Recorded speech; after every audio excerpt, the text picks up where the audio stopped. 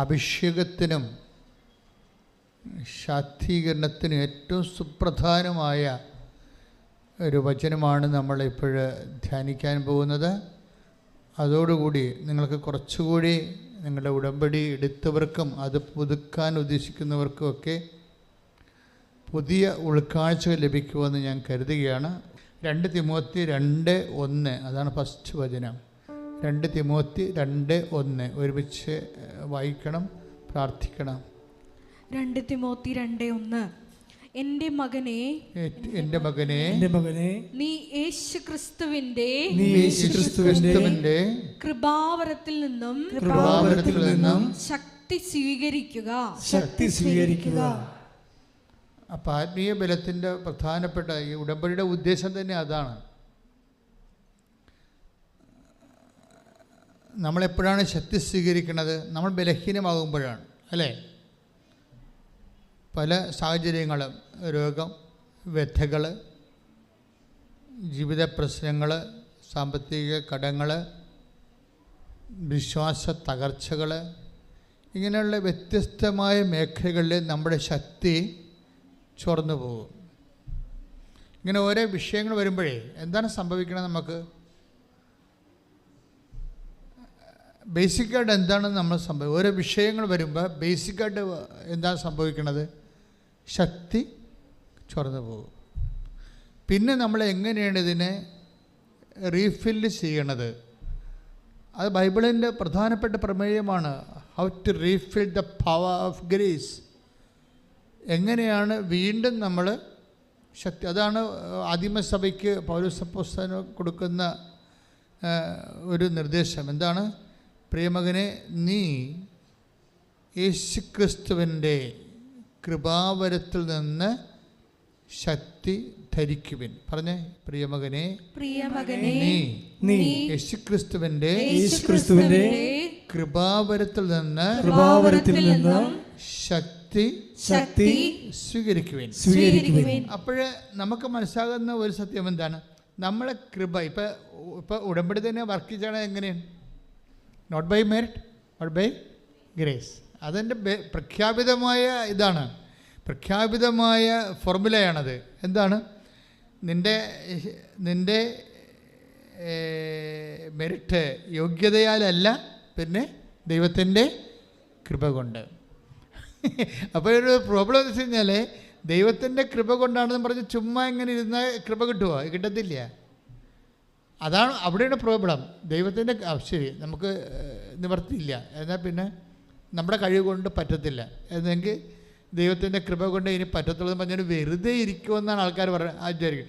ഇനി നമ്മളെ കൊണ്ട് ഇനി പറ്റത്തില്ല. ഇനി ദൈവം എന്തെങ്കിലും ചെയ്യണം.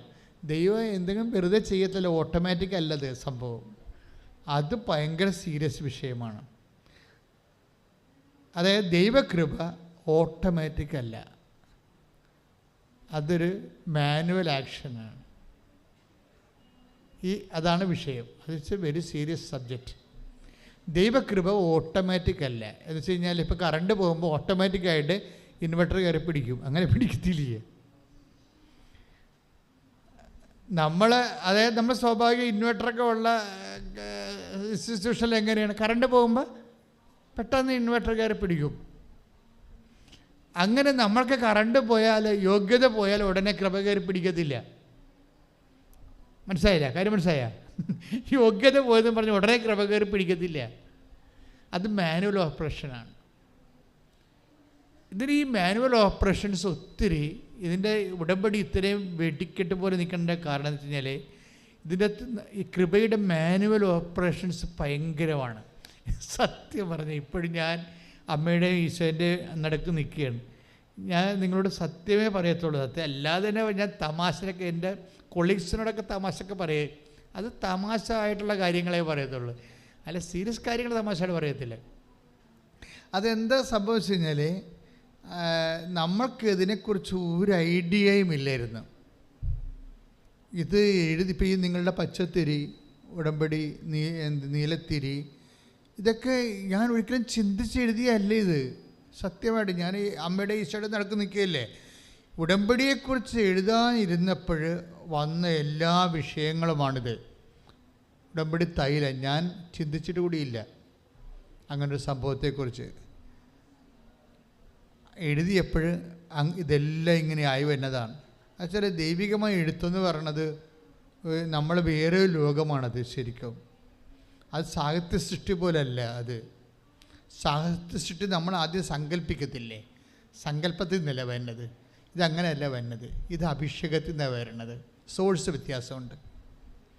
അതിനകത്ത് പറഞ്ഞിരിക്കുന്ന മുഴുവൻ കാര്യങ്ങൾ ഞാൻ പിന്നീട് നോക്കിയപ്പോൾ ഇപ്പോൾ ഉടമ്പടി നിബന്ധനയും അതുപോലെ തന്നെ നിയോഗവും സത്യം ഈശോയ്ക്കറിയാം, എനിക്കും അറിയാം. എന്താണ് അങ്ങനെ എനിക്ക് നേരത്തെ അറിയത്തില്ലായിരുന്നെന്ന്. ഉടമ്പടിക്ക് നിയോഗമുണ്ട്, നിബന്ധന ഉണ്ടെന്ന് എനിക്കറിയത്തില്ല. ഇത് എഴുതി വിട്ട് കഴിയുമ്പോൾ അവർക്ക് ദൈവമേ ഇതൊക്കെ വല്ല ബൈബിളിക്ക് റെഫറൻസ് ഉണ്ടോ? കാര്യം സഭയിൽ എന്ത് പറയണമെന്നുണ്ടെങ്കിലും 3 റെഫറൻസ് ഉണ്ടാകണം. അല്ലാതെ വായി തോന്നുന്ന പോലെ ആർക്കും എന്തെങ്കിലും പറയാൻ പറ്റത്തില്ല. സഭയിൽ എന്ത് പറയണമെങ്കിലും 3 റെഫറൻസ് ഉണ്ടാകണം. ഒന്ന് സഭയുടെ ഒന്ന് ദൈവവചനത്തിന് അതിൻ്റെ അകത്ത് വേരുണ്ടാകണം, ബേസ്മെൻ്റ് ഉണ്ടാകണം, അടിത്തറ ഉണ്ടാകണം. ദൈവവചനത്തിലില്ലാത്ത ഒന്നും സഭയ്ക്ക് പഠിപ്പിക്കാൻ അധികാരമില്ല. രണ്ടാമത് സഭയുടെ 2000 കൊല്ലത്തെ പാരമ്പര്യമുണ്ട്. ആ 2000 ഈ ബെനഡിക്റ്റ് മാർപ്പാപ്പ അക്കാലെ വെനഗിക്കോടിൽ ദൈവത്തിൻ്റെ അടുത്തേക്ക് പോവുകയാണ്. എന്തുകൊണ്ടാണ് ബെനഡിക്റ്റ് മാർപ്പാപ്പ ഇത്രയും വാഴ്ത്തപ്പെട്ടത്? വളരെ നിശബ്ദനായി അവിടെ ജോലി ചെയ്ത ഒരാളാണ്. ഇത്രയും വാഴ്ത്തപ്പെട്ടതിന് വിഷയം ഈ പഠനങ്ങളെക്കുറിച്ച് റെഫറൻസ് അദ്ദേഹത്തിൻ്റെ അത്രയും ആർക്കുമില്ല. സഭയുടെ 2000 വർഷത്തെ പഠനങ്ങളെക്കുറിച്ചുള്ള അത് 1 by 1 ആയിട്ട് ഇങ്ങനെ ഒന്നിനൊന്ന് പൂരകമായിട്ട് നിൽക്കുകയല്ലേ, പരസ്പര വിരുദ്ധമല്ലല്ലോ. അപ്പം അങ്ങനെ ഓരോ വിഷയത്തിനും സഭയ്ക്ക് പഠനങ്ങളുണ്ട്. അപ്പോൾ സഭയുടെ പഠനങ്ങളോട് യോജിച്ച് പോകണം. സഭയുടെ പഠനങ്ങൾ ഒറ്റയടിക്ക് ആർക്കെങ്കിലും എന്നെപ്പോലുള്ളവർക്ക് ഒറ്റയടിക്ക് കിട്ടുമോ? എത്രയോ വർഷത്തെ എൻ്റെ എക്സ്പേർട്സ് ഉണ്ട്, ഓരോരോ ഡിപ്പാർട്ട്മെൻ്റ് എക്സ്പേർട്സ് ഉണ്ട്. അപ്പോൾ അവരോടൊക്കെ കൺകറൻറ്റ് ചെയ്യാതെ നമുക്ക് ഇതൊന്നും എഴുതി വെക്കാൻ പറ്റത്തില്ല. പക്ഷേ ഞാൻ എഴുതി കഴിഞ്ഞതിന് ശേഷം കൺകറൻസി ചെയ്തപ്പോഴെല്ലാം കറക്റ്റായിരുന്നു. ഇപ്പം ഉടമ്പടിക്ക് നിയോഗം ഉണ്ടാകുക, നമ്മൾ അവിടെ വെക്കണത് എന്താണ്? നിയോഗമല്ലേ വെക്കണത് അല്ലേ? പിന്നെ എന്താണ്? നിയോഗത്തിന് നിബന്ധന. ആ നിബന്ധനയെ ശരിക്കും ഉടമ്പടിയെക്കുറിച്ച് എഴുതി കഴിഞ്ഞ ശേഷം ഇതിൻ്റെ ബിബ്ലിക്കൽ റെഫറൻസ് നോക്കിയപ്പോഴാണ് പുറപ്പാടിൻ്റെ പുസ്തകത്തിൽ നിയോഗമുണ്ട്, നിബന്ധനയുണ്ട്.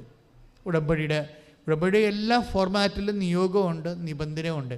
അപ്പോൾ ഞാൻ സ്വന്തമായിട്ട് ഇരുന്നുകൊണ്ട് ദൈവതിരുസന്നിധിയിൽ എളിമയോടെ ദൈവമേ ഇത് എനിക്കറിയാൻ പാടില്ലാഞ്ഞിട്ട് പോലും നീ എനിക്കിതെല്ലാം പറഞ്ഞു തന്നല്ലോ എന്ന് കൃത്യമായിട്ട്.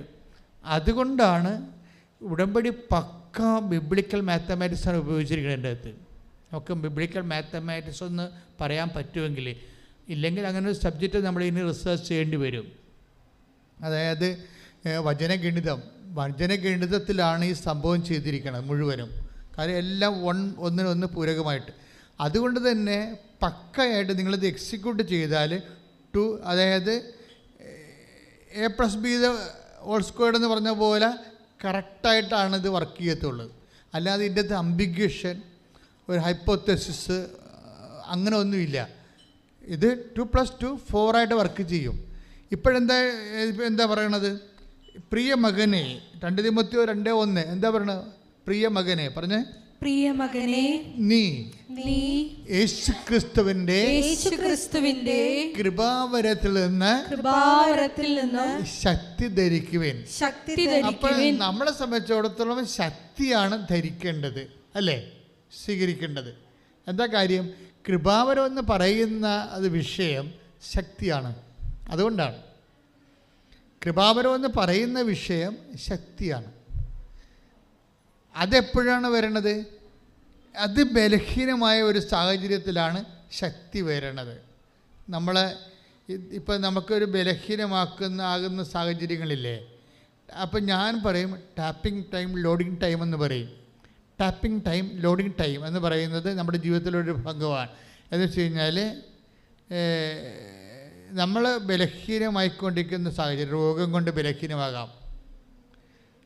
ബലഹീനമാകാം, സാമ്പത്തികമായിട്ടുള്ള ഞെരുക്കം കൊണ്ട് ബലഹീനമാകാം, പിന്നെ ആശങ്കകൾ കൊണ്ട് ബലഹീനമാകാം. ജോലി കിട്ടുമോ, വിസ സമയത്ത് വരുമോ, ഇങ്ങനെയുള്ള ആശങ്കകൾ കൊണ്ട് ബലഹീനമാകാം.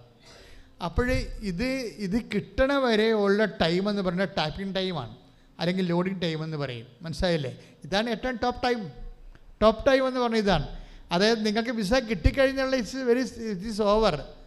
അതായത് എൻ്റെ സഹോദരങ്ങളെ ശ്രദ്ധിക്കുക, അതായത് നിങ്ങൾ ഒരു വിഷയം നേടിക്കഴിഞ്ഞാൽ അത് നേടുന്നവരെ അതിനു വേണ്ടി സഹിക്കേണ്ടി വരുന്ന സഹനങ്ങൾ, ആശങ്കകൾ, വ്യഥകൾ, സങ്കടങ്ങൾ, ഉത്കണ്ഠകൾ, ഇതാണ് ഇതിൻ്റെ കറക്റ്റ് ബ്രീഡിങ് ടൈം എന്ന് പറയുന്നത്. പക്ഷേ പലപ്പോഴും നമ്മൾ യൂസ്ലെസ്സായിട്ട് കളയണത് ഇതാണ്. നിരാശപ്പെട്ട് കളയും. നിരാശപ്പെട്ടാണിത് കളയണത് പലപ്പോഴും. ഇതിൻ്റെ കറക്റ്റ് ടാപ്പിംഗ് ടൈം, അതായത് നമ്മൾ ടാപ്പിംഗ് ടൈം എന്ന് പറയുന്നത് എന്താണ്? ഇപ്പോൾ റബ്ബറാണെങ്കിൽ അത് വെട്ടുകണ ടാപ്പിംഗ് അല്ലേ, അല്ലെങ്കിൽ ചറം ഊറി അതിൻ്റെ ചിരട്ടയിലായിട്ട് ഇപ്പോഴും ഒരു പ്രത്യേക സാധനം വെച്ചിരിക്കണം ചിരട്ടയ്ക്ക് പകരം. ഞങ്ങളൊക്കെ സെമേരി പിടിക്കുമ്പോൾ ചിരട്ടയാണ് വെച്ചുകൊണ്ടിരുന്നത്. ഇപ്പോൾ വേറെ എന്തോ ഒരു പ്ലാസ്റ്റിക്കിൻ്റെ സംഭവം, പിന്നെ റെയിൻ ഗാർഡൊക്കെ വെച്ച് പ്രത്യേക പ്രൊഫഷണലാക്കിയിട്ടുണ്ടത്. അപ്പോഴേ എന്ത് സംഭവിച്ചു കഴിഞ്ഞാൽ അത് ഊറി വരുന്ന സമയം, അപ്പോൾ ഞാൻ എപ്പോഴും ഓർക്കാറുണ്ട്, ഞാൻ 11 മണിക്ക് റബ്ബർ തോട്ടത്തിൽ കയറി കഴിഞ്ഞാൽ അതേ ഒരു ടൈമാണ്, ഞങ്ങളുടെ ഫ്രീ ടൈമാണ്. അപ്പോൾ കയറുമ്പോൾ ചിരട്ടയില്ലാതെ നോക്കും. അപ്പോൾ റബ്ബർ വെട്ടുകാരൻ ചിരട്ടയിൽ നിന്ന് പാലെല്ലാം എടുത്തുകൊണ്ട് പോയിരിക്കുന്ന സമയമാണ്. പിന്നെ വൈകുന്നേരം വന്ന് നോക്കുമ്പോൾ കുറച്ച് ഒരു 3/4 ചിരട്ടോളം വീഴും അതിൻ്റെ അത്. ആ 11 മണിയുള്ള ടൈമിനാണ് ടാപ്പിംഗ് ടൈം എന്ന് പറയുന്നത്. അല്ലാതെ ടാപ്പ് ചെയ്യുന്ന സമയമല്ല, അത് ഊറി വീഴുന്ന സമയമാണ്. അത് ടാപ്പ് ചെയ്യേണ്ട സമയമല്ല, ഊറി വീഴുന്ന സമയം, പാൽ ഊറി വീഴുന്ന സമയം. ഈ പാൽ ഊറി വീഴുന്ന സമയം കൃപയ്ക്കുണ്ട്, ശരിക്കും ടാപ്പിംഗ് ടൈമുണ്ട്. എന്ന് വെച്ചാൽ നമ്മൾ ആശങ്കപ്പെടുന്ന ടൈമാണത്. പീഡിയ അഡ്മിഷൻ കിട്ടുമോ ഇല്ലയോ എന്ന് ആശങ്കപ്പെടുക, രോഗം സുഖമാകുമോ ഇല്ലയോ എന്ന് ആശങ്കപ്പെടുക, പരീക്ഷ ജയിക്കുമോ ഇല്ലയോ എന്ന് ആശങ്കപ്പെടുക, ലോൺ കിട്ടുമോ ഇല്ലയോ എന്ന് ആശങ്കപ്പെടുക. ഈ ആശങ്കപ്പെടുന്ന ടൈം എന്ന് പറയണത് അത് ദൈവത്തിൻ്റെ ടൈമാണത്. അത് നമ്മൾ തിരിച്ചറിയണം. അത് ദൈവത്തിൻ്റെ സമയമാണ്. പലപ്പോഴും അതായത് ഈ ടൈം മുഴുവനും പ്രാർത്ഥന കൊണ്ടാണ് ഫില്ല് ചെയ്യേണ്ടത്. പിടികിട്ടില്ലേ? ഈ ആശങ്ക ടൈമെല്ലാം. അതുകൊണ്ട് ഞാനെപ്പോഴും ചെയ്യേണ്ടത്, അതായത് സ്വന്തമായിട്ടൊരു പ്രെയർ ഇതുപോലെ ഡിഫിക്കൽട്ട് ടൈംസ് പ്രാർത്ഥിക്കാൻ നമുക്ക് ഉണ്ടാകണം, നല്ലതാണ്. എന്ന് വെച്ച് കഴിഞ്ഞാൽ ഓട്ടോമാറ്റിക്കായിട്ട് എന്തെങ്കിലും വിഷയം ഉണ്ടാകുമ്പോൾ ഓട്ടോമാറ്റിക്കായിട്ട് തന്നെ അവിടെ ഓട്ടോമാറ്റിക് ഉണ്ട് കേട്ടോ, മാനുവൽ അല്ലത്. അതായത് പെട്ടെന്ന് ഇപ്പോൾ ഞാനാണെങ്കിൽ പെട്ടെന്ന് എൻ്റെ പഠനകാലത്തായിരുന്നു, 10ാം ക്ലാസ്സിലൊക്കെ പഠിക്കുന്ന കാലത്ത് 4ാം ക്ലാസ് തൊട്ട് 10ാം ക്ലാസ് വരെ എനിക്ക് നല്ല ഓർമ്മയുണ്ട്. അപ്പോൾ ഞാൻ എന്തെങ്കിലും എനിക്ക് ഒരു ബുദ്ധിമുട്ടുണ്ടായി ഞാൻ ഉടനെ കർത്താവിൻ്റെ മാലാഖ ചെല്ലും. കാര്യം എനിക്ക് അന്ന് അദ്ദേഹം അറിയാൻ പാടില്ലായിരുന്നു. കർത്താവിൻ്റെ മാലാഖ ഭയങ്കര വെടിക്കെട്ട് പ്രാർത്ഥനയാണ്. പിന്നെയാണ് സെമിനാരിലെത്തി അതിൻ്റെ തിയോളജി പഠിച്ചപ്പോഴാണ് മനസ്സിലായത്, ദൈവമേ അണുബോംബാണല്ലോ കയ്യിലിരുന്നതെന്ന്. അത്രയും ശക്തമാണ് ഈ കർത്താവിൻ്റെ മാലാഖ. നമ്മൾ അത് ത്രിസംഖ്യ ജപം എന്നൊക്കെ സന്ധ്യ ജപം എന്നൊക്കെ പറഞ്ഞ് അങ്ങനെ ചെല്ലണ ജപം അല്ല, അതിൻ്റെ അത് കണ്ടൻറ്റ് വൈസ് ഭയങ്കര ശക്തമാണത്. കണ്ടൻറ്റ് വൈസ് കർത്താവിൻ്റെ മാലാഖ പരിശുദ്ധ മറുപടി വചിച്ചു, പരിശുദ്ധാത്മാ ഗർഭം ധരിച്ചു. അത് തന്നെയാണ് നമ്മൾ പിന്നീട് ജപമാലയായിട്ട് ഡെവലപ്പ് ചെയ്ത് വന്ന സഭയിൽ. അതാണ് ജപമാലയായിട്ട് ആദ്യം ഈ കർത്താവിൻ്റെ മാലാഖ തന്നെ ഉണ്ടായിരുന്നുള്ളൂ. പിന്നീടാണ് അത് ഈ 12ാം നൂറ്റാണ്ടായപ്പോൾ ജപമാലയായിട്ട് കൺവേർട്ട് ചെയ്തത്. അത് ഭയങ്കര പവർ. ഇപ്പോൾ ജപമാല തന്നെ പ്രകാശത്തിൻ്റെ ദിവരസ്യങ്ങളായിട്ട് പിന്നീട് അതിൻ്റെ റേഞ്ച് വർദ്ധിക്കുകയാണ് ചെയ്തത്. ഇതെല്ലാം യുദ്ധായുധങ്ങളാണ്, വാർ വെപ്പൺസാണ് ഇതെല്ലാം. പക്ഷേ ആദ്യമുള്ളത് കർത്താവിൻ്റെ മാലാഖയായിരുന്നു. ഇപ്പോൾ ഞാൻ കുഞ്ഞുനാളിലൊക്കെ എപ്പോഴൊക്കെ ചൊല്ലിക്കൊണ്ടിരുന്നത് കർത്താവിൻ്റെ മാലാഖയാണ് ചെല്ലേണ്ടത്. ക്ലാസ്സിലൊക്കെ പോകുമ്പോഴും ഹോംവർക്ക് ചെയ്യാത്തപ്പോഴും അടി കിട്ടുമെന്ന് ഉറപ്പാകുമ്പോഴും ഒക്കെ ചൊല്ലിക്കൊണ്ടിരുന്ന സംഭവം കർത്താവിൻ്റെ മാലാഖയാണ്.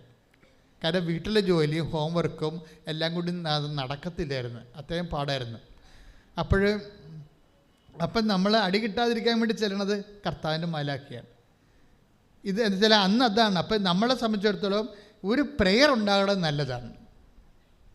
നിങ്ങൾക്ക് ചൊല്ലി അഭിഷേകമാകണ പ്രെയർ, മാനുവലാകാതെ അഭിഷേകമാകണ പ്രെയർ എന്ന് വെച്ചാൽ കാര്യം അത് ഈ അതായത് ടാപ്പിംഗ് ടൈമിൽ പ്രാർത്ഥിക്കേണ്ടതാണ്.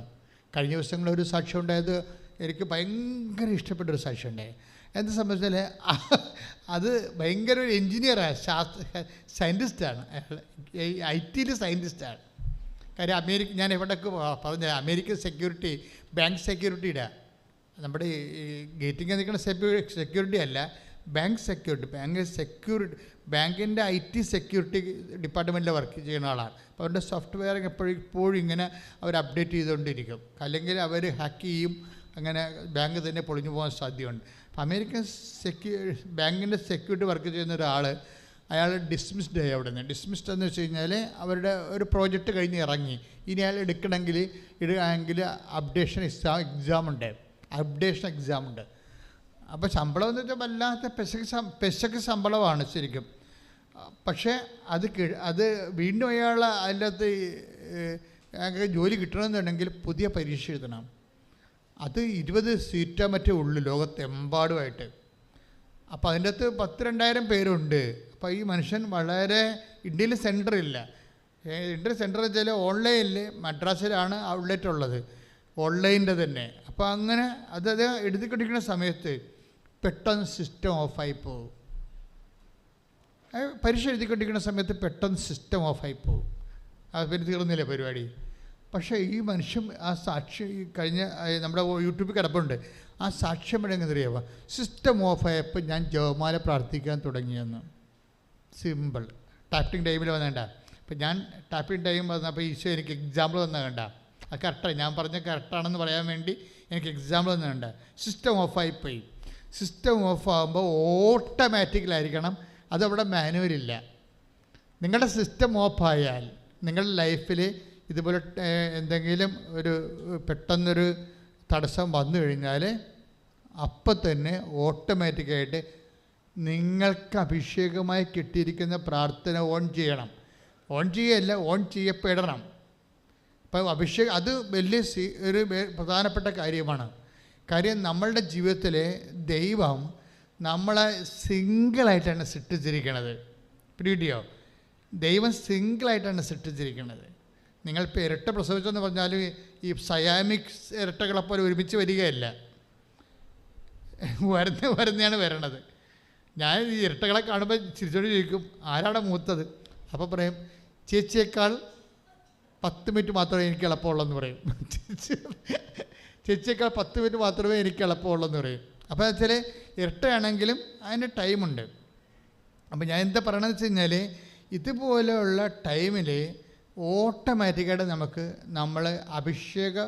നമുക്ക് അഭിഷേകമായി കിട്ടിയിരിക്കുന്ന പ്രാർത്ഥന, 30 മിനിറ്റ്സ് നമുക്ക് ഏതെങ്കിലും ഒരു പ്രാർത്ഥന അഭിഷേകമായി നിങ്ങൾ വാങ്ങിച്ചിരിക്കണം. ഏതെങ്കിലും ഒരു പ്രാർത്ഥന എന്ന് വെച്ച് കഴിഞ്ഞാൽ, ഒരു പ്രാർത്ഥന കുറേ നാൾ ചൊല്ലിക്കഴിയുമ്പോൾ അത് നമുക്ക് ആ പ്രാർത്ഥന ചൊല്ലുന്നതിലൂടെ നമുക്ക് ആൻസറിങ് ഉണ്ടാകണം. അതാണ് എൻ്റെ വിഷയം. നമുക്ക് ശക്തി ലഭിക്കണം, നമുക്ക് ആശ്വാസം പ്രാപിക്കണം. അങ്ങനെ ഏതെങ്കിലും പ്രാർത്ഥന ഉണ്ടാകുന്ന നോക്കണം. ചിലർക്ക് സ്വർഗസ്ഥനായ പിതാവ് ചെല്ലുമ്പോൾ തന്നെ ശക്തി കിട്ടിക്കണം. ചിലർക്ക് നന്മ നിറഞ്ഞു പറയും ചെല്ലുമ്പോൾ ശക്തി കിട്ടും. എനിക്ക് ജപമാല മൊത്തം ചൊല്ലിയാലേ ശക്തി കിട്ടത്തുള്ളൂ. എനിക്ക് ജപമാല, കാര്യം ഞാൻ ഓട്ടോമാറ്റിക്കായി ജപമാല തുടങ്ങും ഉടനെ. നമ്മൾ ജപമാലയ്ക്കുള്ള പ്രശ്നം വെച്ച് കഴിഞ്ഞാൽ, ജപമാല നിങ്ങൾ ഇങ്ങനെ ട്രാവലിംഗ് ജപമാല ഉണ്ട്. അതായത് നമ്മൾ വീട്ടിൽ കുടുംബ പ്രാർത്ഥനയുടെ ജപമാലയല്ല, നമ്മൾ യാത്രാ ജപമാലയില്ലേ, ആ യാത്രാ ജപമാലയൊക്കെ സിമ്പിളാക്കി കളയണം. ഞാൻ സിമ്പിളാക്കി വെച്ചിരിക്കുകയാണ്. ഇപ്പോൾ ഇംഗ്ലീഷ് ജപമാല എന്താ അഗ്നി ഇൻ ദ ഗാർഡൻ, സിമ്പിളായി.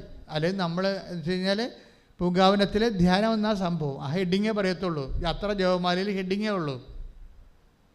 പിന്നെ സ്വർഗസ്ഥനായ പിതാവ് എന്ന് പറഞ്ഞോറും ചൊല്ലിപ്പോരും. അപ്പോൾ നമ്മുടെ കുടുംബ പ്രാർത്ഥനയിൽ അത് വിശദീകരിച്ചാണ് പ്രാർത്ഥിക്കേണ്ടത്, അവിടെ യാത്രാ ജപമാലയല്ല. ഇതുപോലെ ഏതെങ്കിലും ഒരു പ്രാർത്ഥന നമ്മുടെ ജീവിതത്തിൽ അഭിഷേകമാകണം. ചിലപ്പോൾ നമുക്ക് പ്രത്യക്ഷീകരണ പ്രാർത്ഥനയ്ക്ക് നല്ലത്, നിങ്ങൾക്കതാ കിട്ടിയിരിക്കണമെങ്കിൽ നിങ്ങൾ കണ്ടിന്യൂ ചെയ്യണം. ചിലർക്ക് പ്രത്യക്ഷ പ്രാർത്ഥനയൊക്കെ ചില ആൾക്കാർ ഇരുന്ന് ചെല്ലണ ആൾക്കാർ. കാര്യം പ്രത്യക്ഷ പ്രാർത്ഥന എന്തെങ്കിലും വിഷയം ഉണ്ടെങ്കിൽ ഓട്ടോമാറ്റിക്കായിട്ട് പ്രത്യക്ഷീകരണ പ്രാർത്ഥന വരും. കാര്യം പ്രത്യക്ഷീകരണ പ്രാർത്ഥന ഇതിനു വേണ്ടി മാത്രം തന്നതാണ്. മനുഷ്യൻ്റെ ജീവിത പ്രശ്നങ്ങൾക്ക് പരിഹാരമാകാൻ വേണ്ടി മാത്രം തന്നതാണ് ആ സംഭവം. അപ്പം അതുകൊണ്ട് അത് പ്രത്യക്ഷീകരണ പ്രാർത്ഥനയാണ്. ഈ നമ്മളുടെ ഉടമ്പടി നിങ്ങൾക്ക് ലഭിക്കുന്ന സാക്ഷ്യങ്ങളുടെയൊക്കെ ലക്ഷ്യം എന്താണ്? അമ്മ ആഗ്രഹിക്കുന്ന ഒരു കൃപാവര പദ്ധതി കൃപാസനത്തിൽ ഞങ്ങളുടെ കുടുംബത്തിൽ നിറവേറാൻ ഇടയാക്കണമെന്ന് 2015 കിട്ടിയ ആദ്യ പ്രത്യക്ഷീകരണ പ്രാർത്ഥനയുടെ ഫലമായിട്ടാണ് പിന്നീട് ഉടമ്പടി പ്രാർത്ഥനയൊക്കെ നമുക്ക് ലഭിക്കുന്നത്. അപ്പോഴേ ഒരു അഭിഷേക പ്രാർത്ഥന മനസ്സിൽ സൂക്ഷിക്കണം, നല്ലതാണ്. ചെറുതായിട്ടാണെങ്കിലും വലുതായിട്ടാണെങ്കിലും എന്താണ് നിങ്ങൾക്ക് കിട്ടിയിരിക്കുന്നത് അത് സൂക്ഷിക്കുക. ചിലക്ക് സുഹൃത്ത് ജപങ്ങൾ കിട്ടിയിട്ടുണ്ടാവും. സുഹൃത്ത് ജപങ്ങൾ, കുഞ്ഞു ജപങ്ങളില്ലേ, അതിനാണ് സുഹൃത്ത് ജപങ്ങളെന്ന് പറയുന്നത്. അപ്പോഴേ ഇതുപോലെ ഓട്ടോമാറ്റിക്കായിട്ട് ഒരു പ്രെയർ കിട്ടിക്കഴിഞ്ഞാൽ അത് വർക്ക് ചെയ്യണത് ടാപ്പിംഗ് ടൈമിലാണ്.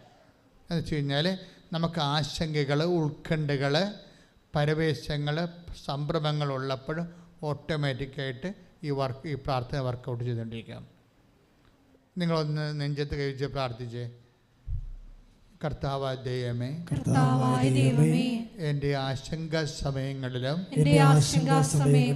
ഉത്കണ്ഠ സമയങ്ങളിലും അറിയാതെ അഭിഷേകമായി പ്രാർത്ഥിക്കാൻ പറ്റിയ ഒരു പ്രാർത്ഥന എനിക്ക് നൽകുകയും അത് ആവശ്യ സമയത്ത് ഞാൻ അറിയാതെ തന്നെ എൻ്റെ അധരങ്ങളിലേക്ക് വരുന്ന വിധം എന്നെ അങ്ങ് ശക്തീകരിക്കുകയും ചെയ്യണമേ.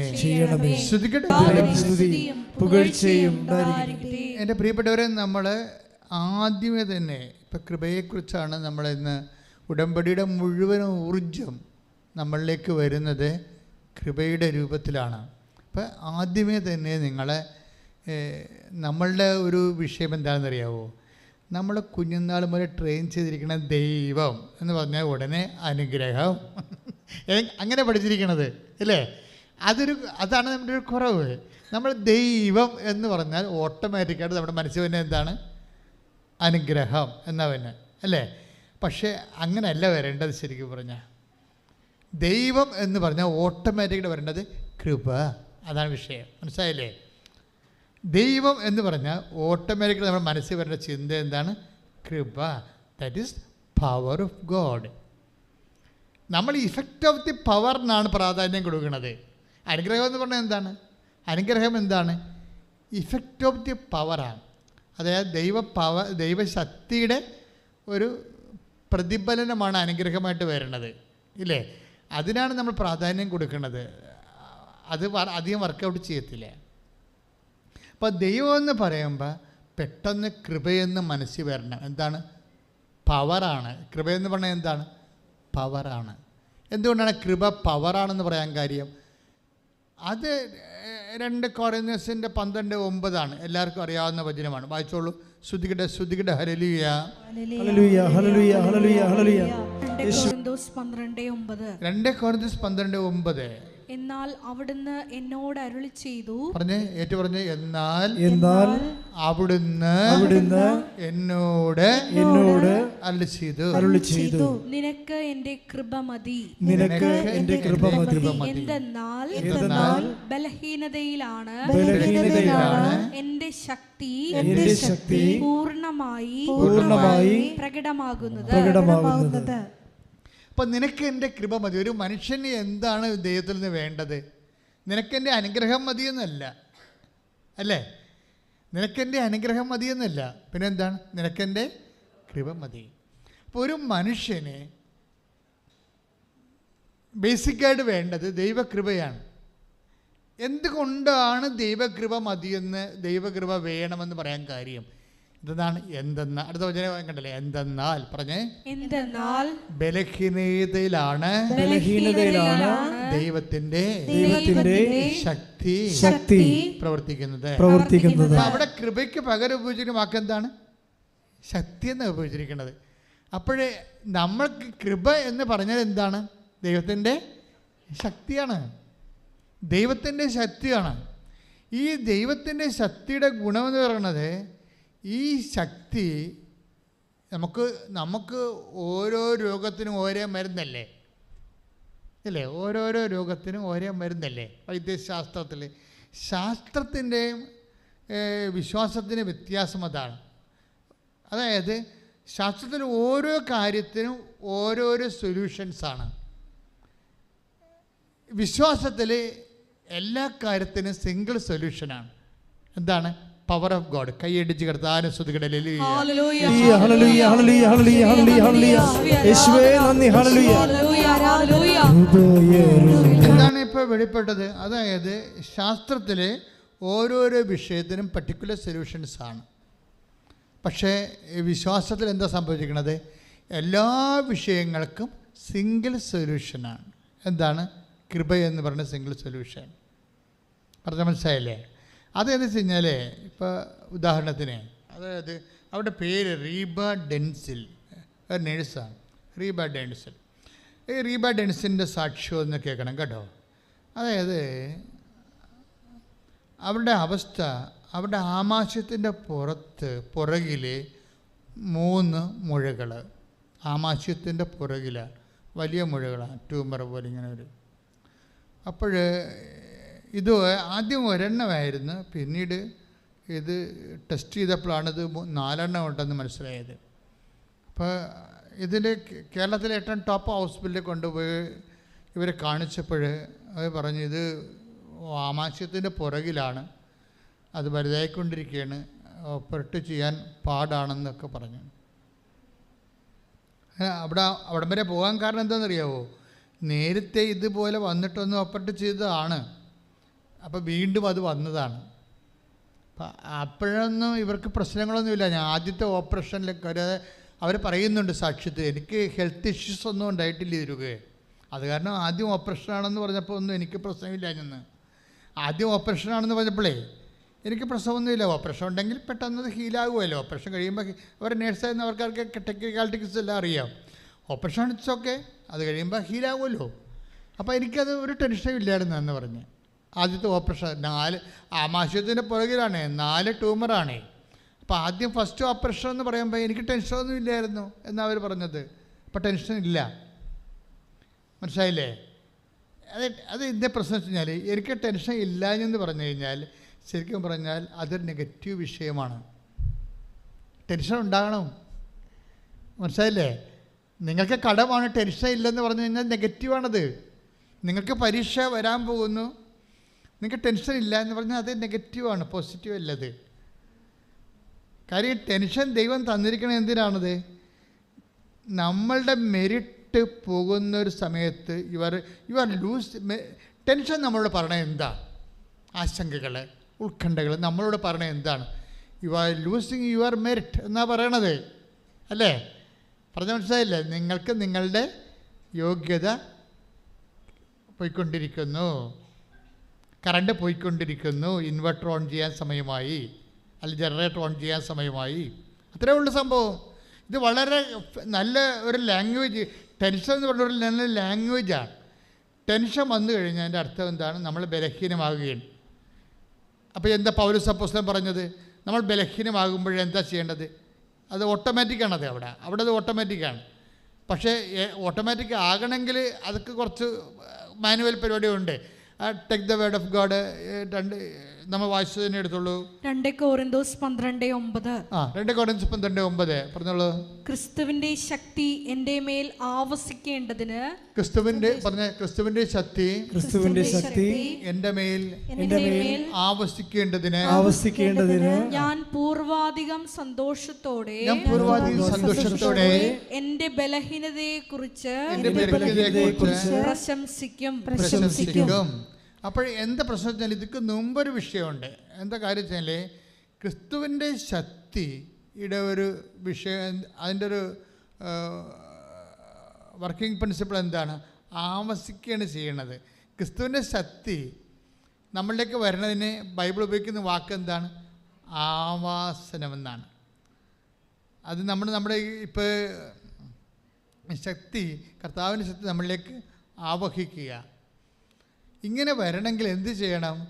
ഈ ബലഹീനതയെ നമ്മൾ അഡ്രസ്സ് ചെയ്യേണ്ടി വരും.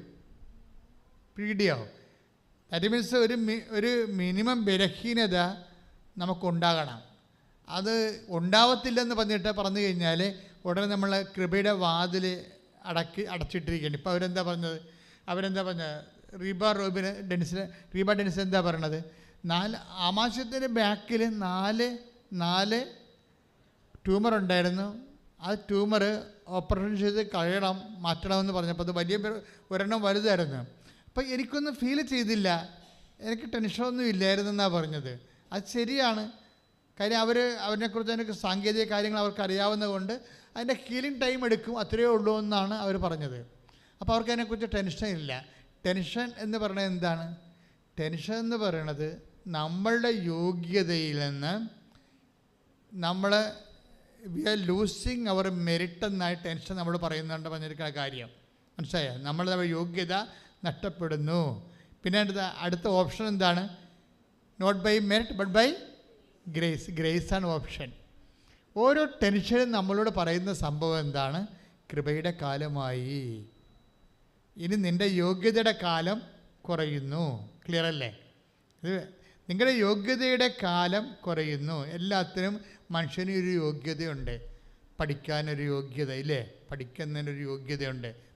മെമ്മറി ഒരു യോഗ്യതയാണ്. ആരോഗ്യം ഒരു യോഗ്യതയാണ്. അപ്പോൾ ഇതിങ്ങനെ കുറേ നമ്മളെ സംതൃപ്തരാക്കുന്നതും നമ്മളെ നിലനിർത്തിക്കൊണ്ടിരിക്കുന്നതുമൊക്കെ ആത്മവിശ്വാസത്തിൽ നിലനിർത്തുന്നതൊക്കെ നമ്മുടെ യോഗ്യതകളാണ്. നമ്മുടെ ആത്മവിശ്വാസത്തിൻ്റെ എല്ലാം അടിസ്ഥാനം എന്താണ്? നമ്മുടെ യോഗ്യതയാണ്, നോട്ട് ദൈവമല്ല. കാര്യം മനസ്സിലായില്ലേ? ഇത് വെരി സീരിയസ് ആണിത്. നിങ്ങൾക്ക് അല്ലെങ്കിൽ എനിക്കോ ആത്മവിശ്വാസം ഉണ്ടെന്ന് പറഞ്ഞാൽ ആ ഞാനും നിങ്ങളും പറയുന്ന ആത്മവിശ്വാസത്തിൻ്റെ അടിസ്ഥാനം എന്താണ്? അതൊരിക്കലും ദൈവമല്ല. അത് നമ്മൾക്കുള്ള മെറ്റീരിയൽ ബെനിഫിറ്റ്സ് ആൻഡ് മെറിറ്റ്സ് ആണ്. മനസ്സിലായ? ഇവിടെ ടോർപ്പട വരുമ്പോഴാണ് കൃപയുടെ കാലം ആരംഭിക്കുന്നത്. നമ്മൾക്ക് ആത്മവിശ്വാസം, ഇപ്പോൾ പണമുണ്ട് നിങ്ങൾക്ക്, അല്ലെങ്കിൽ നിങ്ങൾക്ക് ബാങ്കിൽ പണമുണ്ട്, അത് ആത്മവിശ്വാസം തരും നിങ്ങൾക്ക്. ബാങ്ക് പൊളിയണത് വരെ ആത്മവിശ്വാസം തരും. മനസ്സിലായില്ലേ? ബാങ്ക് മൊറട്ടോറിയം ആയെന്ന് പറയുമ്പോൾ തന്നെ അത് എല്ലാ നമ്മൾ പുറകോട്ട് വയ്ക്കും. എന്താണ്? നമുക്ക് അറ്റാക്ക് അടിക്കും. അപ്പോൾ ഇത്രയും നാൾ നമ്മളുണ്ട് ആത്മവിശ്വാസം എന്ന് പറഞ്ഞാൽ നമുക്ക് വിശ്വാസം ഉണ്ടെങ്കിലും നമ്മളെ ഭരിച്ചുകൊണ്ടിരുന്നത് നമ്മുടെ ആത്മവിശ്വാസങ്ങളാണ്. പറഞ്ഞ മനസ്സിലായില്ലേ? ആത്മവിശ്വാസം മെറിറ്റിൽ നിന്ന് വരണതാണ്, വിശ്വാസത്തിൽ നിന്ന് വരണത് കൃപയാണ്. ഇത് രണ്ട് ഡിപ്പാർട്ട്മെൻറ്റാണ്. ഇത് കറക്റ്റായിട്ട് ഞാൻ പറഞ്ഞില്ലേ, ഇത് മാത്തമാറ്റിക്കലായിട്ട് നമ്മൾ ഒരു ബൈബിൾ ഗണിതം എന്ന് പറയുന്ന ഒരു സബ്ജക്റ്റാണ് ഡീൽ ചെയ്യണത്. എന്ന് വെച്ച് കഴിഞ്ഞാൽ നമ്മൾക്ക് ഉണ്ടെന്ന് പറയുന്നത് ആത്മവിശ്വാസമാണ്. ആത്മവിശ്വാസത്തിൻ്റെ അടിസ്ഥാനങ്ങളെന്ന് പറയുന്നത് ഒരിക്കലും ദൈവമല്ല, മറിച്ച് ഭൗതികമായിട്ടുള്ള കപ്പാസിറ്റീസാണ്. പൊന്ന്, പണം, പറമ്പ്, പാർട്ടി, സ്വാധീനിക്കാൻ ആൾ, റെക്കമെൻഡ് ചെയ്യാൻ ആൾ, ഇതെല്ലാം മെറ്റീരിയലാണ്. ഇങ്ങനെ മെറ്റീരിയലായിട്ടുള്ള സാഹചര്യങ്ങൾ എന്ന് പറയണതാണ് പലപ്പോഴും നമ്മളുടെ യോഗ്യത എന്ന് നമ്മൾ പറയണത്. പക്ഷേ ദൈവ പൈതലെ, നീയും ഞാനും ഓർക്കാൻ ദൈവം പറഞ്ഞ ഒരു കാര്യം എന്താണ്? ഈ ലോകത്തുള്ള പകുതി മുക്കാൽ കാര്യങ്ങളും നമ്മുടെ ആത്മവിശ്വാസത്തിൻ്റെ അടിസ്ഥാനമായ മെറ്റീരിയൽ ബെനിഫിറ്റ്സ് കൊണ്ടല്ല റൺ ചെയ്യണത്, നോട്ട് ബൈ മെറിറ്റ്. അതാണ് എഫേസ്യൻസ് 2:6 വായിച്ചോളൂ, ഒന്നിന് വായിച്ചോളൂ. എഫേസ്യൻസ് 2:6 നമുക്ക് ഒരുമിച്ച് പാടാം. ശ്രുതിക്കട്ടെ. 2:8 വിശ്വാസം വഴി കൃപയാലാണ് നിങ്ങൾ രക്ഷിക്കപ്പെട്ടത്. അത് നിങ്ങൾ നേടിയെടുത്തതല്ല, ദൈവത്തിന്റെ ദാനമാണ്. എന്ന് പറഞ്ഞ വിശ്വാസം വഴി കൃപയാലാണ് നിങ്ങൾ രക്ഷിക്കപ്പെട്ടത്. രക്ഷിക്കപ്പെടുക നിത്യരക്ഷ ഉൾപ്പെടെയുള്ള കാര്യങ്ങളുണ്ട്. ക്രിസ്തുവിൻ്റെ ദൈവികമായ പദ്ധതിയാണ്. അവിടെ ഒന്നും ആത്മവിശ്വാസത്തിനും മെറ്റീരിയലായിട്ടുള്ള നമ്മുടെ യോഗ്യതയ്ക്കൊന്നും ഒരു നിലവില്ല, നമ്മുടെ ആസ്തിയില്ല. അതുകൊണ്ടാണ് അതിന് ഫുൾ ആൻഡ് ഫുൾ ഗ്രേസാക്കി ദൈവം വെച്ചത്.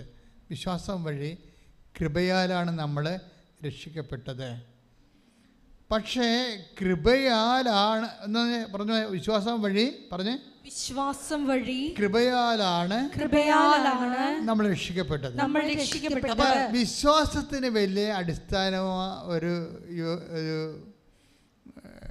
വിശ്വാസത്തിന് പ്രത്യേകിച്ച്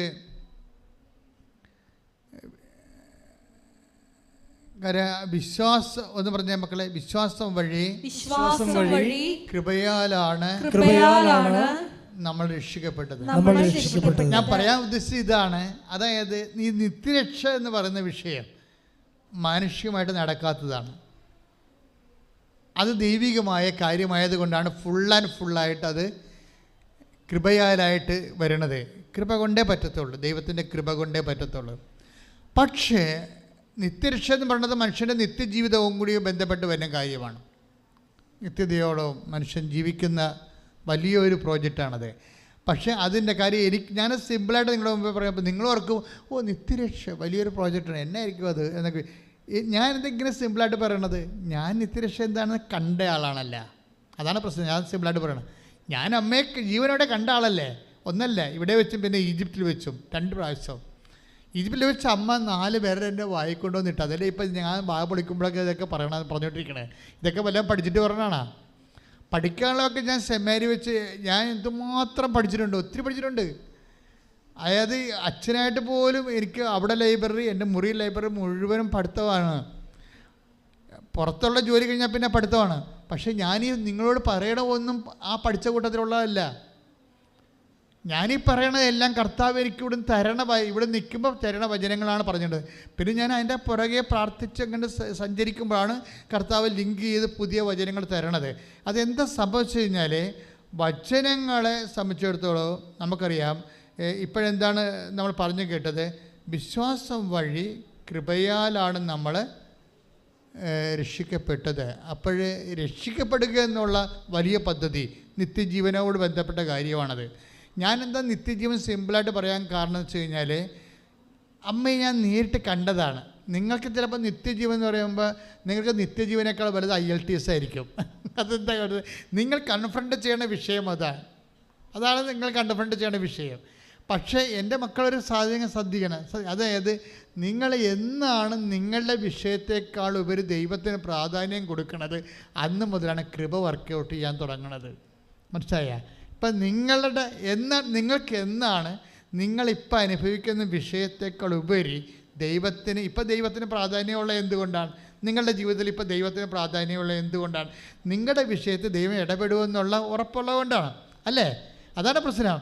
പക്ഷേ നിങ്ങളുടെ വിഷയത്തിനെ മാറ്റി നിർത്തിക്കൊണ്ട് ദൈവത്തിനൊരു പ്രാധാന്യം, നിങ്ങളുടെ വിഷയത്തെ മാറ്റി നിർത്തിക്കൊണ്ട് സ്ഥലം വെക്കുക, വിവാഹം നടക്കുക, മക്കളുണ്ടാവുക, ഇങ്ങനെയുള്ള നിങ്ങളുടെ വിഷയത്തേക്കാൾ പ്രാധാന്യം ദൈവത്തിന് എപ്പോഴാണ് കൈവരിക, അപ്പോഴും മുതലാണ് ഈ കൃപ വർക്ക് ചെയ്യാൻ തുടങ്ങുന്നത്. കൈയടിച്ച് കർത്താവിനെ സ്തുതി.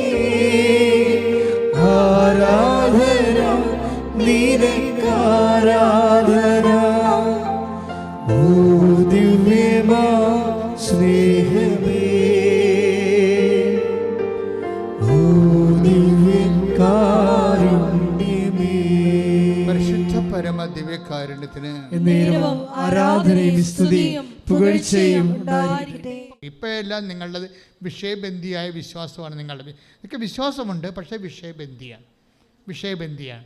അതാണ് എപ്പോഴും ശ്രദ്ധിക്കുന്നത്. അതായത് വിഷയത്തെക്കാൾ നിങ്ങളുടെ ദൈവം വലുതാണോ എന്ന് ചോദിച്ചു കഴിഞ്ഞാൽ എനിക്കറിയത്തില്ലെന്ന് ഞാൻ പറയത്തുള്ളൂ. നിങ്ങളുടെ ദൈവം നിങ്ങളുടെ വിഷയത്തെക്കാൾ വലുതാണോ എന്ന് ചോദിച്ചു കഴിഞ്ഞാൽ ഞാൻ പറയും എനിക്കറിയത്തില്ലെന്ന് പറയും. എന്താ കാര്യം? പലർക്കും നിങ്ങളുടെ വിഷയത്തെക്കാൾ ചെറുതാണ് നിങ്ങളുടെ ദൈവം. അതാണ് എൻ്റെ വിഷയം, അതിൻ്റെ കാരണം. അതായത് എപ്പോഴും നമ്മൾ ശ്രദ്ധിക്കേണ്ട ഇതാണ്. അതുകൊണ്ടാണ് ഇപ്പോൾ കഴിഞ്ഞ ദിവസങ്ങളിൽ ഇപ്പോൾ തന്നെ റീബ ഡെൻസിൻ്റെ സാക്ഷ്യം സ്കാൻ ചെയ്ത് കഴിഞ്ഞാൽ നമുക്ക് കിട്ടുന്നത്, റീബ ഡെൻസ് പറയുമായിരുന്നു, അവസാനം ഈ ട്യൂമർ ഓപ്പറേറ്റ് ചെയ്ത് മാറ്റിക്കഴിഞ്ഞപ്പോൾ വീണ്ടും വന്നതോടുകൂടി ഞാൻ പ്രാർത്ഥന നിർത്തി. അതാണ് സാധനം. ദാറ്റ് മീൻസ് നിങ്ങളുടെ വിഷയത്തെക്കാൾ ദൈവത്തെക്കാൾ വലുതായി വിഷയം. ക്ലിയർ അല്ലേ? അവർ പറയണത് അവർ ഓപ്പറേറ്റ് ചെയ്ത് മാറ്റിയ ട്യൂമർ വീണ്ടും ഒന്ന് നിൽക്കുക. അപ്പോൾ നമുക്ക് അതായത് നമ്മളൊക്കെ സംഭവിക്കേണ്ടത് ഇതിനേക്കാൾ ഡിസാസ്റ്റർസ് ആയിരിക്കും സംഭവം. അതായത് അവർക്ക് ആദ്യം ഒരു ഫീൽ ചെയ്തില്ല, കുഴപ്പമില്ല, കുറച്ച് കഴിയുമ്പോൾ സുഖമായിക്കൊള്ളുമല്ലോ, ഓപ്പറേറ്റ് ചെയ്യുമ്പോൾ സുഖമായിക്കൊള്ളൂ. ഓപ്പറേറ്റ് ചെയ്യുമ്പോൾ സുഖമായിക്കൊള്ളൂ എന്ന് ചോദിച്ചാൽ എനിക്ക് ടെൻഷനൊന്നും ഇല്ല എന്നാണ് അവർ പറയണത്. എൻ്റെ അഭിപ്രായത്തിൽ അവർക്ക് ടെൻഷൻ വേണ്ടതായിരുന്നു ആദ്യമേ. കാര്യം ടെൻഷൻ വഴിയാണ്, ടെൻഷൻ എന്ന് പറയുന്നത് ദൈവത്തിൻ്റെ ഒരു നാഷണൽ ഹൈവേ ആണ്, പഞ്ചായത്ത് റോഡല്ല. നമുക്കൊരു വിഷയത്തെക്കുറിച്ച് ടെൻഷൻ ഉണ്ടെങ്കിൽ അതൊരു നാഷണൽ ഹൈവേ ആണ്, അതുവഴിയാണ് നിൻ്റെ അനുഗ്രഹത്തിൻ്റെ ലോഡ് വരണത്. മനസ്സിലായില്ലേ? അത് നമ്മൾ മനസ്സിലാക്കണം എപ്പോഴും. നമ്മൾ ടെൻഷനെ പഴിക്കരുത്. അതൊക്കെ ദൈവം തന്നിരിക്കണം മനുഷ്യന്മാർക്ക്. അത് എന്നുവെച്ചാൽ ദൈവത്തിൽ ആശ്രയിപ്പം എനിക്കതെങ്ങനെ മനസ്സിലായെന്ന് വെച്ച് കഴിഞ്ഞാൽ, ഞാൻ ഒരു പണ്ട് ഇപ്പോഴെങ്ങുമല്ല, പണ്ട് എപ്പോഴും പള്ളികളിലൊക്കെ പോയി ധ്യാനിപ്പിക്കുമായിരുന്നു പണ്ട്. ഇപ്പം നമുക്ക് പോകാൻ സമയമില്ലാത്തത് കൊണ്ടാണ്. അതായത് പള്ളികളിലൊക്കെ പോയി ധ്യാനിപ്പിക്കുമ്പോൾ എൻ്റെ ഇടവകയിലെ മരിപ്പും, ഇടവകയിലൊക്കെ ഇരിക്കുമ്പോൾ 800 വീട്ടുകാരുണ്ടേ. അപ്പോൾ അവിടുത്തെ മരിപ്പും കല്യാണവും വേദപാഠവും സംഘടന പ്രവർത്തനവും എല്ലാം കഴിഞ്ഞിട്ട് വേണം നമ്മൾ മറ്റു ഇടവകയിൽ പോയി ധ്യാനിപ്പിക്കാൻ. അപ്പോൾ പള്ളിയിൽ നിന്ന് പള്ളിയോട് നിന്ന് ഇറങ്ങുമ്പോഴായിരിക്കും വേറെ ആരെങ്കിലും എന്തെങ്കിലും കാര്യം പറഞ്ഞുകൊണ്ട് വരണത്, വല്ല ഒടുക്കത്തതാ സ്ഥൈര്യലേപനോ രോഗീലേപനോ ഒക്കെ പറഞ്ഞുകൊണ്ട് വരുമ്പോൾ അതോടുകൂടി പിന്നെ നമ്മൾ അതിൻ്റെ പുറകെ പോകും. അത് കഴിഞ്ഞാൽ പിന്നെ ടൈം കുറയും. പിന്നെ തിരിച്ച് വന്നിട്ട് പിന്നെ വണ്ടി 70 പറപ്പിക്കുമ്പോൾ ഇത് അവിടെ എത്തുമ്പോഴൊക്കെ ഒരു തന്നെ കേത്തച്ച് പിടിച്ച് ഇത് വെക്കുക, ഇതിൻ്റെ ഇടയ്ക്കുള്ളിൽ പ്രിപ്പയർ ചെയ്യാൻ മറന്നു പോകും. മറന്നിട്ട് നമുക്ക് പറ്റാത്ത സമയം കിട്ടാത്തത് കൊണ്ടാണ് പ്രിപ്പയർ ചെയ്യാൻ പറ്റും. അപ്പോൾ ഇതിനകത്ത് ടെൻഷനാകും. പിന്നെ എന്ത് ചെയ്യും? വണ്ടി ഇരുന്നുകൊണ്ട് ഈ സ്ഥലത്ത് എത്തണ വരെ ജവമാല എലിക്കൊണ്ടിരിക്കും. പക്ഷെ ഞാൻ ഇപ്പോഴൊക്കെ തിരിഞ്ഞു നോക്കുമ്പോൾ എനിക്ക് മനസ്സിലാകുന്ന ഒരു സത്യം എന്താ അറിയുമോ? ഏത് ധ്യാനമാണ് ഏറ്റവും നല്ലോണം വിജയിച്ചത്, അഭിഷേകം ഉണ്ടായെന്ന് നോക്കി കഴിഞ്ഞാൽ ഏറ്റവും കൂടി ഞാൻ ടെൻഷൻ അടിച്ച ധ്യാനമായിരിക്കും. അതാണ് വിഷയം. ഞാൻ എന്തെങ്കിലും എൻ്റെ സഹോദരന് പറയുന്നുണ്ടെങ്കിൽ അത് തീർച്ചയായിട്ടും എവിടെയെങ്കിലും എൻ്റെ ഒരു അനുഭവത്തിൽ നിന്നേ പറയത്തുള്ളൂ. കാര്യം കഥകൾ പറയത്തില്ല, മറ്റുള്ളവരുടെ അനുഭവങ്ങളൊന്നും പറയത്തില്ല. ഇവിടെ നമ്മൾ നേരിട്ട് കൺമുമ്പിൽ കണ്ട കാര്യങ്ങൾ പറയത്തുള്ളൂ എപ്പോഴും. കാര്യത്തിൽ അത് പക്കയായിരിക്കും. അത് ആൾക്കാരുടെ സ്വഭാവം അറിയാമല്ലോ. ആൾക്കാർ അത് കഥയല്ലേ എന്നൊക്കെ പറഞ്ഞ് എഴുതുള്ളൂ. അങ്ങനെയല്ല. ഞാൻ എന്നും പറയുമ്പോൾ അത് കൃത്യമായിട്ട് എൻ്റെ കൺമുമ്പിൽ ഞാൻ അനുഭവിച്ച കാര്യമാണ്. അപ്പോസ്തലന്മാരുടെ രീതി അതാണ്. അവർ പറയുമല്ല, കണ്ണുകൊണ്ട് കണ്ടത്, കൈകൊണ്ട് തൊട്ടത്, ചെവി കൊണ്ട് കേട്ടത്, ജീവൻ്റെ വചനത്തെക്കുറിച്ച് സാക്ഷ്യം നൽകുന്നു. അപ്പോൾ അവർ പറഞ്ഞുകൊണ്ടിരുന്ന അതാണ്. യോഹന്നാനൊക്കെ പ്രത്യേകിച്ച് അതാണ് പറഞ്ഞുകൊണ്ടിരുന്നത്. അത് പറഞ്ഞപ്പോഴാണ് യോഹന്നാൻ വിജയിക്കുകയും ചെയ്തത്. പക്ഷെ മറ്റുള്ളവരുടെ കാര്യങ്ങളൊക്കെ പറഞ്ഞു കഴിഞ്ഞാൽ, സുവിശേഷത്തിൽ പറഞ്ഞാൽ ഏക്കത്തില്ല. അത് പൗലോസ് അപ്പോസ്തലൻ അതിനുവേണ്ടി ഒന്ന് ട്രൈ ചെയ്ത് നോക്കിയതാണ്. നമ്മൾ 17-ാം അധ്യായത്തിലൊക്കെ എന്താ വെച്ച് കഴിഞ്ഞാൽ, അദ്ദേഹം ഏതൻസ് ചെല്ലുമ്പോൾ ഏതൻസിലെ കവികളുടെ ചില വചനങ്ങളൊക്കെ അവിടെ ഭിത്തിയിൽ എഴുതിയിട്ടിരുന്നത്, തൂണിലൊക്കെ എഴുതി വെച്ചിരിക്കുന്നത്, അതൊക്കെ കോട്ട് ചെയ്ത് അദ്ദേഹം സംസാരിച്ചിട്ട് അദ്ദേഹം ആൾക്കാർ കേട്ടിട്ട് ഇറ്റ്സ് ഗുഡ് പ്രസംഗം എന്നൊക്കെ പറഞ്ഞു, നല്ല പ്രസംഗം എന്നൊക്കെ പറഞ്ഞു ഗുഡ് ബൈ പറഞ്ഞു പോയി. ഏറ്റില്ല. ക്രൂശിക്കപ്പെട്ട കർത്താവിനെക്കുറിച്ച് പറയാൻ തുടങ്ങിയപ്പോഴാണ് അതിന് ഭയങ്കരമായിട്ട്, ക്രൂശിക്കപ്പെട്ട കർത്താവിനെക്കുറിച്ച് പറഞ്ഞു കഴിഞ്ഞാൽ സ്വർഗത്തിൻ്റെ സബ്സിഡി ഉണ്ട് ഒത്തിരി. അതിന് മറ്റൊരു സബ്സിഡി ഇല്ലല്ലോ പുള്ളി. അതാണ് വിഷയം. അതായത് ദൈവവചനത്തെക്കുറിച്ച്, ക്രൂശിനെക്കുറിച്ചും അതിൻ്റെ സത്യാവസ്ഥയെക്കുറിച്ചൊക്കെ പറയുമ്പോൾ നമുക്ക് സ്വർഗീയമായ സബ്സിഡി കിട്ടും. പൗലോസ് അപ്പോസ്തലൻ ഏതൻസിലെ കവികളെക്കുറിച്ച് പറഞ്ഞപ്പോൾ സബ്സിഡി കിട്ടിയില്ല, ഗ്രാൻറ്റും കിട്ടിയില്ല, ഒന്നും കിട്ടിയില്ല. തെണ്ടിപ്പിരിഞ്ഞ് അവിടെ നിന്ന് അവസാനം ചാപ്റ്റർ ക്ലോസ് ചെയ്ത് പുള്ളിക്കാരൻ. എനിക്കതറിയാവുന്ന കാരണം ഞാനിങ്ങനെ അതൊന്നും മറ്റുള്ളവരുടെ കഥകളൊന്നും പറയത്തില്ല. എന്താ കാര്യം വെച്ച് കഴിഞ്ഞാൽ, എന്താണ് നമ്മുടെ ജീവിതത്തിൽ ക്രിസ്തുവിനെ കണ്ടത് അത് പറയും. ഇപ്പം ഞാൻ എന്താ നിങ്ങളോട് പറഞ്ഞുകൊണ്ടിരിക്കുന്നത്, ടെൻഷൻ അടിക്കുന്ന കാലത്ത് ആ ടെൻഷൻ പോലെ തന്നെ പ്രേയർ ചെയ്ത് മുന്നോട്ട് കൊണ്ടുപോകണം, സമാന്തരം. മനസ്സിലായ? ടെൻഷൻ അടിക്കുമ്പോൾ അടിച്ചങ്ങനെ കുത്തി കറണ്ട് അടിച്ച പോലെ കിടക്കരുത്. ടെൻഷൻ അടിക്കുമ്പോൾ കറണ്ട് അടിക്കണ പോലെ നമുക്ക് കിടക്കരുത്. പക്ഷെ ടെൻഷൻ അടിക്കുമ്പോൾ എന്താ ചെയ്യേണ്ടത്?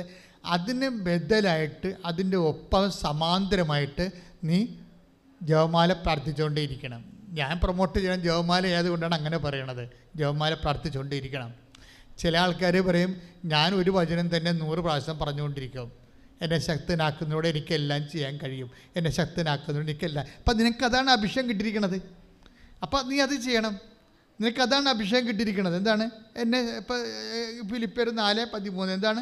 എന്നെ ശക്തനാക്കുന്നതിലൂടെ എനിക്കെല്ലാം ചെയ്യാൻ കഴിയും. അപ്പൊ അതാണ് നിനക്കൊരു വചന അഭിഷേകമായി കിട്ടിയിരിക്കണമെങ്കിൽ ടെൻഷൻ അടിക്കുമ്പോൾ നീ അത് പറഞ്ഞുകൊണ്ടിരിക്കണം, നിരന്തരം പറഞ്ഞുകൊണ്ടിരിക്കണം. ഇതിന് ടൈം കഴിയുമ്പോൾ ടെൻഷൻ എന്നൊക്കെ ഉള്ള പ്രശ്നം എന്ന് വെച്ച് കഴിഞ്ഞാൽ ഇതിനൊക്കെ അല്പായുസുകളാണ്. ടെൻഷനൊക്കെ അധികകാലം ഒന്നും നിലനിൽക്കാൻ പറ്റത്തില്ല. എന്താ കാര്യം? എല്ലാ ടെൻഷനെയും അതിജീവിച്ചുകൊണ്ട് അവൻ മരിച്ചു ഉയർത്തെന്നേറ്റവനാണ്. അവൻ്റെ കീഴിലാണ് ലോകത്തിലുള്ള എല്ലാ ടെൻഷനും. കൈയിടിച്ച് കർത്താവിനെ അതാണ് വിഷയം. സെക്കൻഡ് വരുമ്പോൾ ആദ്യം അവർക്ക് പ്രശ്നമില്ലായിരുന്നു എന്നല്ല അവർ പറയണത്. ആദ്യം അവർക്ക് പ്രശ്നമില്ലായിരുന്നു, എനിക്ക് ടെൻഷൻ ഇല്ലായിരുന്നു. കാര്യം എന്താണ്? അത് ഓപ്പറേഷനാണ്, അത് കഴിയുമ്പോൾ ഹീലാകുമ്പോൾ മാറിക്കൊള്ളും, തീർന്നു, വീണ്ടും ജോലിക്ക് പോകാൻ പറ്റും. പക്ഷേ ഇപ്പം ഇവളുടെ കപ്പാസിറ്റി പോയി. എന്താ പറയണത്? ആ സാധനം വീണ്ടും തിരിച്ചു വരികയാണ്. തിരിച്ചു വന്നപ്പോൾ ഇവർക്ക് എന്താ ഫസ്റ്റ് അറ്റാക്ക് എന്താ സംഭവിക്കുന്നത്?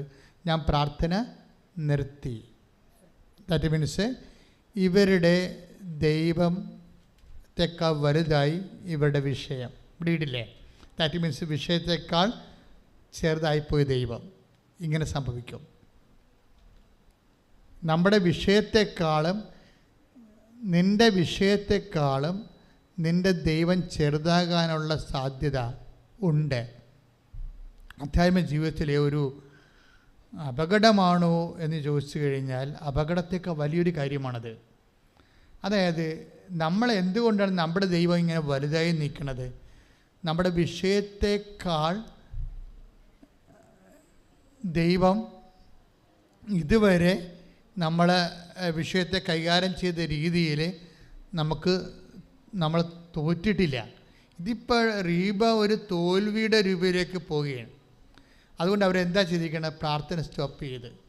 നിങ്ങളൊന്ന് ചിന്തിച്ച് നോക്കണം, നിങ്ങൾ ഏതെങ്കിലും കാലത്ത് പ്രാർത്ഥന സ്റ്റോപ്പ് ചെയ്തിട്ടുണ്ടോ? It's A question. നിങ്ങളൊന്ന് ചിന്തിച്ച് നോക്കണം. നിങ്ങളുടെ ജീവിതത്തിൽ ഏതെങ്കിലും കാലത്ത് പ്രാർത്ഥന സ്റ്റോപ്പ് ചെയ്തിട്ടുണ്ടോ? എങ്ങനെ? മടി പിടിച്ച് സ്റ്റോപ്പ് ചെയ്യും, വെള്ളം അടിക്കുമ്പോൾ സ്റ്റോപ്പ് ചെയ്യും, അങ്ങനെയല്ല. നിങ്ങൾ ഇനി പ്രാർത്ഥിച്ചിട്ട് കാര്യമില്ല, പ്രാർത്ഥിച്ചിട്ടും കാര്യമില്ല, ഇങ്ങനെയായി പോയല്ലോ. ഭർത്താവിന് മദ്യപാനമാകാം, അല്ലെങ്കിൽ ഭർത്താവ് വേറെ എന്തെങ്കിലും സ്ത്രീകളുമായിട്ടുള്ള ബന്ധമാകാം. നീ പ്രാർത്ഥിച്ചിട്ട് നടക്കാത്തൊരു വിഷയമായത് നടക്കാതെ കഴിയുമ്പോൾ നീ പ്രാർത്ഥന നിർത്തിയിട്ടുണ്ടെങ്കിൽ ഓർക്കുക ദൈവവേദലെ, നിൻ്റെ ദൈവം നിൻ്റെ വിഷയത്തെക്കാൾ ചെറുതാണ്. And your lord is god of small things. ചെറിയ ദൈവം. ഈ ചെറിയ ദൈവത്തിനെയും കൊണ്ടാണ് നീ നടക്കുന്നത്. That is why you are not growing spiritually. അതുകൊണ്ടാണ് നീ ദൈവത്താൽ വളരാത്തത്. സ്തുതിക്കട്ടെ. സന്തോഷത്തോടെ പരിശുദ്ധ പരമ ദിവ്യകാരുണ്യത്തിന്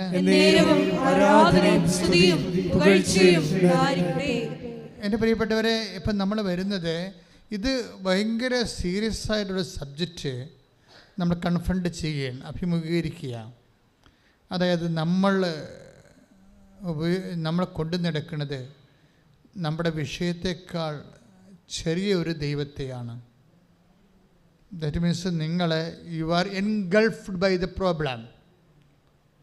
അതെന്താ സംഭവിച്ചിരിക്കുന്നത്? നമ്മൾ വിഷയത്തെ വിഴുങ്ങപ്പെട്ടിരിക്കുന്നു, അതാണ് സംഭവം. പക്ഷേ ദൈവത്തെക്കുറിച്ചുള്ള തിഷ്ഠതയാണ് നമ്മൾ വിഴുങ്ങപ്പെടേണ്ടതെന്നുള്ളത് ഈശോയുടെ ദേവാലയ ശുദ്ധീകരണത്തിൽ ഈശോ വെളിപ്പെടുത്തിയ ഒരു നയമാണത്.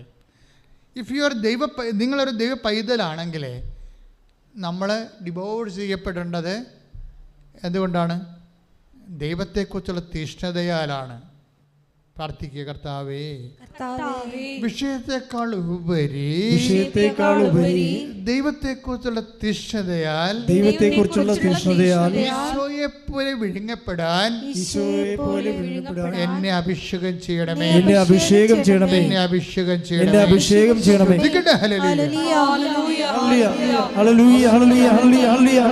ദിവ്യകാരുണ്യത്തിന് നമ്മുടെ സബ്ജക്റ്റ് എന്ന് വെച്ച് കഴിഞ്ഞാൽ എന്താണ്? സാധാരണ യോഗ്യത, നമുക്ക് ആത്മവിശ്വാസം നൽകുന്ന നമ്മുടെ യോഗ്യതകൾ, പൊന്ന്, പണം, FD, ആരോഗ്യം, ഇതെല്ലാം നമുക്ക് ആത്മവിശ്വാസം നൽകുന്ന സാധാരണ യോഗ്യതകളാണ്. ഈ യോഗ്യതകൾ ബൈബിളിൻ്റെ ഒരു കാഴ്ചപ്പാട്, കാഴ്ചപ്പാടെന്നല്ല, വെളിപാട്, ജ്ഞാനോപദേശം. ബൈബിളിൻ്റെ ഒരു ജ്ഞാനോപദേശം എന്താണ്?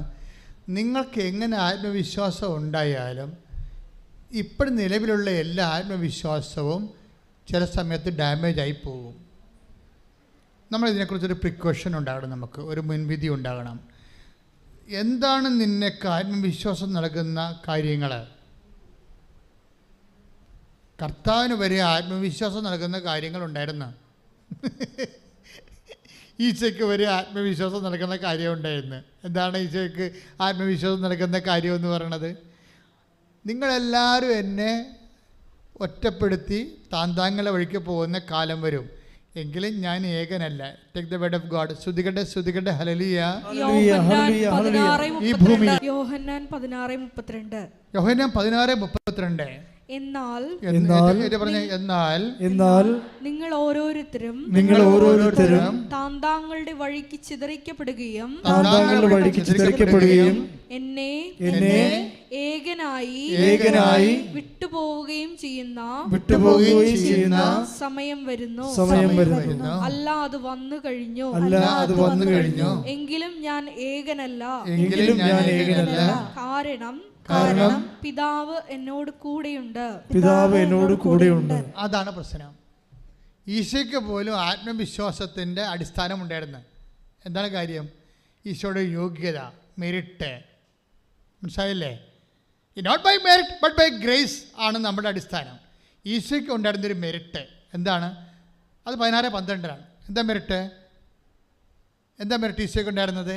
നിങ്ങളെല്ലാവരും എന്നെ ഏകനായി വിട്ടുപോകുന്ന കാലം വരും, എങ്കിലും ഞാൻ ഏകനല്ല. That is merit. ഈശോയുടെ യോഗ്യത അതാണ്. എന്താണ്? പിതാവ് എന്നോട് കൂടെയുണ്ട്. ഇതാണ് ഈശോയുടെ മെറിറ്റ്. ഈശോ ആണെങ്കിൽ പോലും ഇതാണ് മെറിറ്റെങ്കിലും ഈ മെറിറ്റ് ഡാമേജ് ആകുന്ന കണ്ടിട്ടില്ലേ? എലോയ് ലമാ സബക്താനി എന്ന് പറയുന്നില്ലേ? ആ സമയത്താണ് കൃപ നിറയണത്. എൻ്റെ ദൈവമേ, take the word of God. സ്തുതിക്കട്ടെ ഹല്ലേലൂയ. ഈ ഭൂമിയിൽ സ്തുതിക്കട്ടെ ഹല്ലേലൂയ. ഈ ഭൂമിയിലെൻ യാത്രയതിൽ ദൈവകൃപയരുൾ. ഈ ഭൂമിയിലെൻ യാത്രയതിൽ ദൈവകൃപയരുൾക. പരിശുദ്ധ പരമദിവ്യകാരുണ്യത്തിന് നേരവും ആരാധനയും സ്തുതിയും പുകഴ്ചയും ഉണ്ടായിരിക്കട്ടെ. മർക്കോസ് 15:34. മർക്കോസ് 15:34. 9-ാം മണിക്കൂറായപ്പോൾ യേശു ഉച്ചത്തിൽ നിലവിളിച്ചു. എലോയ് എലോയ് ലാമാ സബക്താനി. അതായത് എന്റെ ദൈവമേ നീ എന്നെ ഉപേക്ഷിച്ചത് എന്തുകൊണ്ട്? അതാണ് മെറിറ്റ് എന്ന് പറയും. ഈശോയുടെ മെറിറ്റ് അതായിരുന്നു. ആരാണ്? ദൈവമായിരുന്നു. ഈശോയുടെ മെറിറ്റ്, നമ്മളുടെ മെറിറ്റ് പറമ്പ്, വീട്, ജോലി, പൊന്ന്, പാർട്ടി, അങ്ങനെ കുറേ മെറിറ്റുണ്ട്. ആരോഗ്യമാണ്. ഈശോയുടെ മെറിറ്റ് ദൈവമായിരുന്നു. ഈശോയുടെ മെറിറ്റ് ദൈവമായിരുന്നിട്ട് പോലും മെറിറ്റ് ലോസ് ചെയ്ത അവസാനം. അല്ലേ? This is the time of tapping time. ഇതാണ് സംഭവം. കൃപയുടെ സമയം എന്ന് പറഞ്ഞാൽ അതാണ്. നമ്മൾ കൃപയെക്കുറിച്ചാണ് സംസാരിക്കണം, അല്ലേ? കൃപയുടെ സമയം എന്ന് പറയുമ്പോൾ മെറിറ്റ് എവിടെ വെച്ചാൽ ഡാമേജ് ആകണത്, അവിടെയാണ് കൃപ അപ്ലോഡ് ആകണത്. മെറിറ്റ് ഡാമേജിങ് ആൻഡ് കൃപ ഗ്രേസ് അപ്ലോഡിങ് സെയിം ടൈമാണ്. അതുകൊണ്ട് ഏതെങ്കിലും എൻ്റെ മക്കൾ ഏതെങ്കിലും സമയത്ത് മെറിറ്റ് ഡാമേജ് ആകുമ്പോൾ അയ്യോ എല്ലാം പോയി എന്ന് പറഞ്ഞ് കിടന്ന് കാറെടുത്ത് ദൈവത്തെ അറിയാത്തവരെ പോരെ.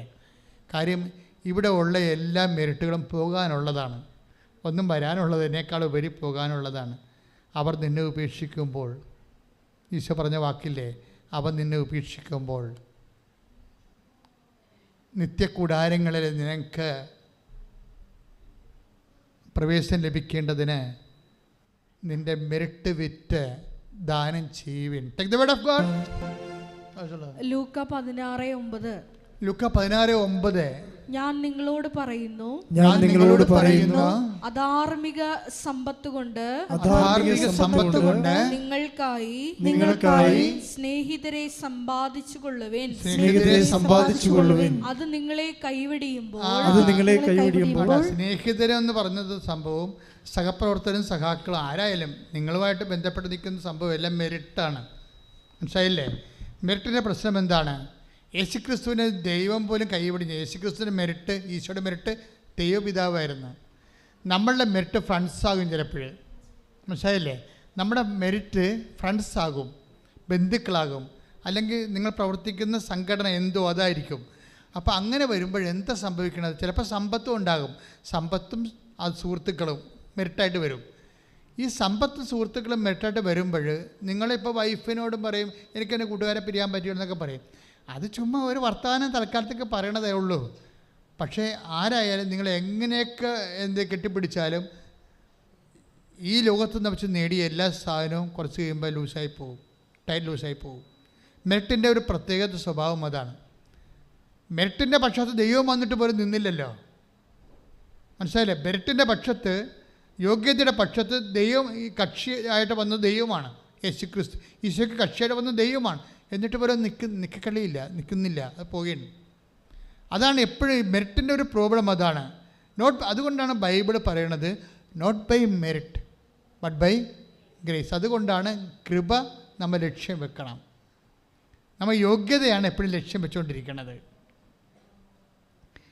ഓരോ സമയത്തും നമ്മൾ യോഗ്യതയാണ് ലക്ഷ്യം വെക്കുന്നത്. അതായത് പക്ഷേ അൾട്ടിമേറ്റ് എയിം ഗ്രേസിൽ വെക്കേണ്ടി വരും. അപ്പം അതുകൊണ്ട് സ്തുതിക്കട്ടെ മക്കളെ. യേശു സ്വസ്ഥം. ഹല്ലേലൂയ.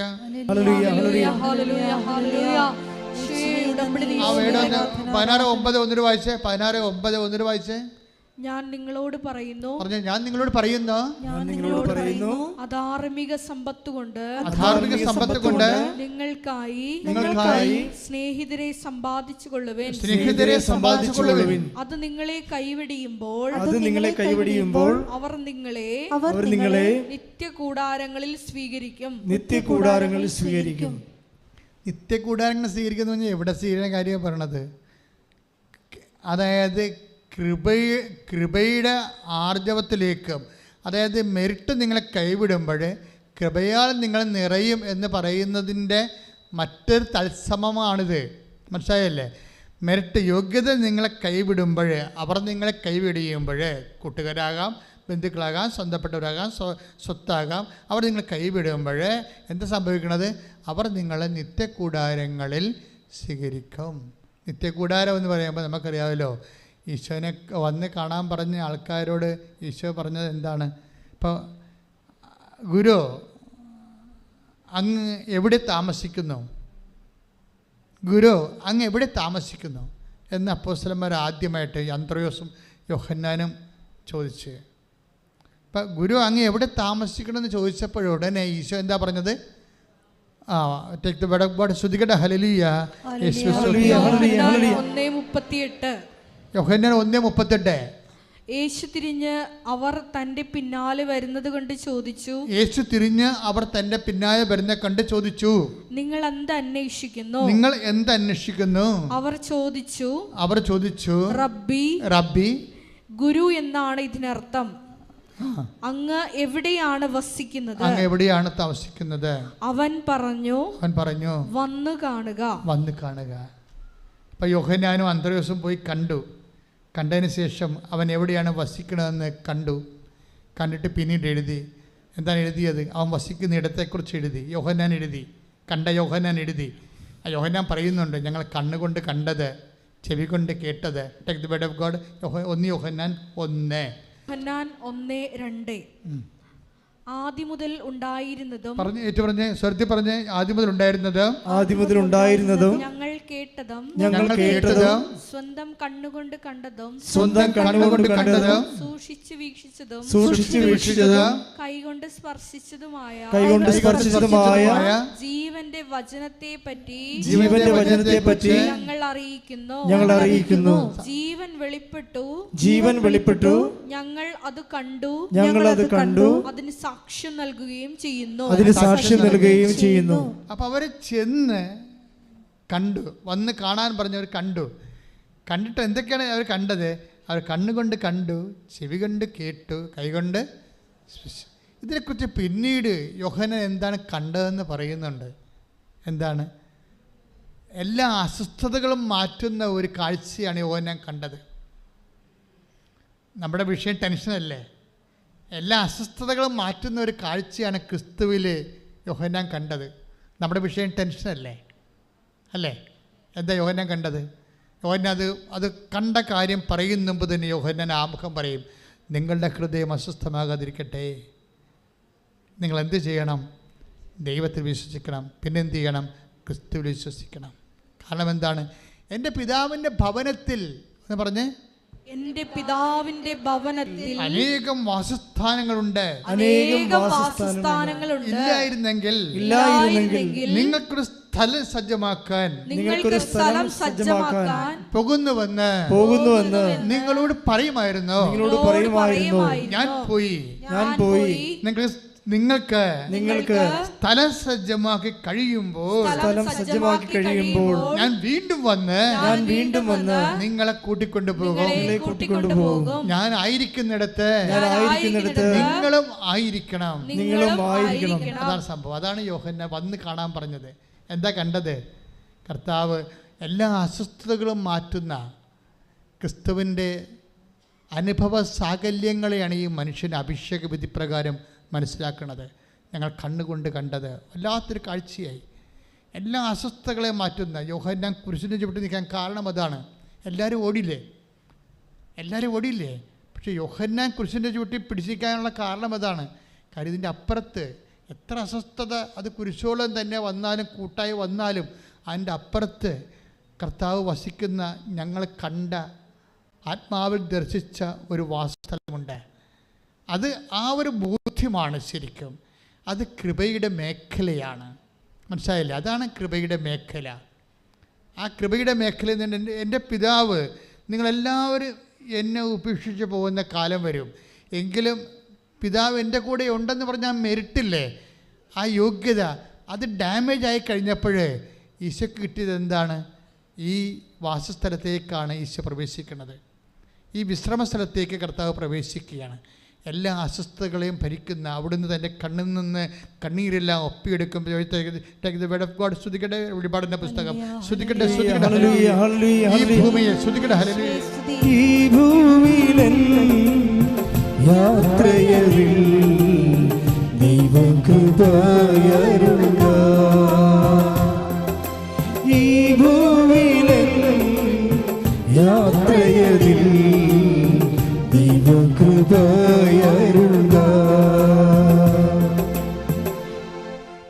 പരിശുദ്ധ പരമ ദിവ്യകാരുണ്യത്തിന് എന്നേരവും ആരാധനയും സ്തുതിയും പുകഴ്ചയും ഉണ്ടായിരിക്കട്ടെ. പരിശുദ്ധ പരമ ദിവ്യകാരുണ്യത്തിന് എന്നേരവും ആരാധനയും സ്തുതിയും പുകഴ്ചയും ഉണ്ടായിരിക്കട്ടെ. വെളിപാട് 21:4. വെളിപാട് 21:4. അവിടുന്ന് അവരുടെ മിഴികളിൽ നിന്ന് കണ്ണുനീർ തുടച്ചു നീക്കും. ഇനി മരണം ഉണ്ടായിരിക്കില്ല. ഇനിമേൽ ദുഃഖമോ മുറവിളിയോ വേദനയോ ഉണ്ടാവുകയില്ല.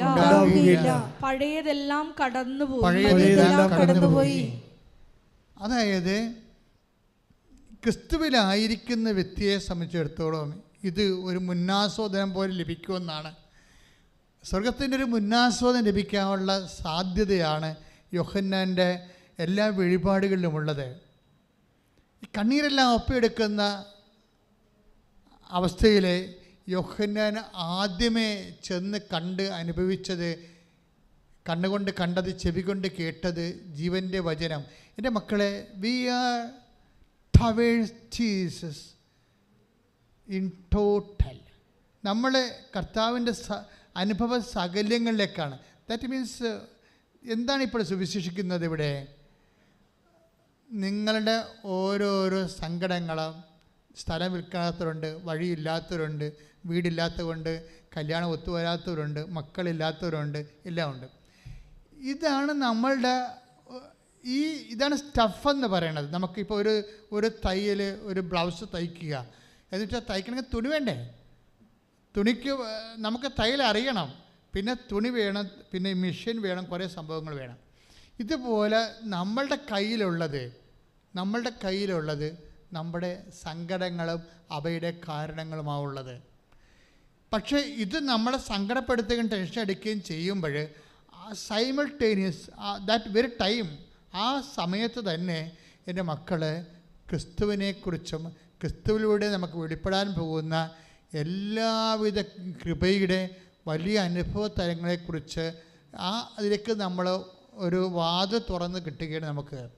എന്ന് വെച്ചാൽ അച്ഛൻ പറയുന്നതിൻ്റെ അർത്ഥം എന്താ മനസ്സിലായോ? നിങ്ങൾ ഒരു പരീക്ഷയുടെ വിജയത്തെ മിനിമം പ്രോഗ്രാമായിട്ട് ക്രിസ്തുവിനെ റെഡ്യൂസ് ചെയ്യരുതേ. നിങ്ങൾ വലിയ കാര്യങ്ങൾക്ക് വേണ്ടി വിളിക്കപ്പെട്ടവരാണ്. ചിലപ്പോൾ ഒരു കല്യാണം താമസിക്കാനൊക്കെ വിഷയം, പക്ഷെ ദൈവത്തിൻ്റെ വിഷയം അതല്ല, ക്രിസ്തുവിനെ നിങ്ങൾക്ക് തരികയാണ്. മനസ്സിലായില്ലേ? ചിലപ്പോൾ കല്യാണം താമസിക്കുന്നതിലേക്ക് നിങ്ങളുടെ വിഷയം, പക്ഷെ ദൈവത്തിൻ്റെ വിഷയം അതല്ല. ചിലപ്പോൾ നിങ്ങൾ 2 പ്രാവശ്യം OET എഴുതിയിട്ടും തോറ്റതായിരിക്കും നിങ്ങളുടെ വിഷയം. ചിലപ്പോൾ നിങ്ങൾ സ്ഥിരമായിട്ട് നിങ്ങളുടെ ഹിയറിങ് പോണതായിരിക്കും നിങ്ങളുടെ വിഷയം. ദൈവത്തിൻ്റെ വിഷയം അതല്ല. ദൈവത്തിൻ്റെ വിഷയം സ്ഥിരമായി നിങ്ങൾക്ക് ജീസസിന് നൽകുകയാണ്. അപ്പോൾ ദൈവിക ലക്ഷ്യങ്ങൾ കൂടി അഡ്രസ്സ് ചെയ്യാതെ നിങ്ങളുടെ വിഷയം മാത്രം അഡ്രസ്സ് ചെയ്താൽ മിക്കവാറും നിങ്ങൾ മരണം വരെ അഡ്രസ്സ് ചെയ്തുകൊണ്ടേയിരിക്കും. അതാണ് പ്രശ്നം. അതുകൊണ്ടൊന്ന് പ്രാർത്ഥിക്കുക. കർത്താവായ ദൈവമേ,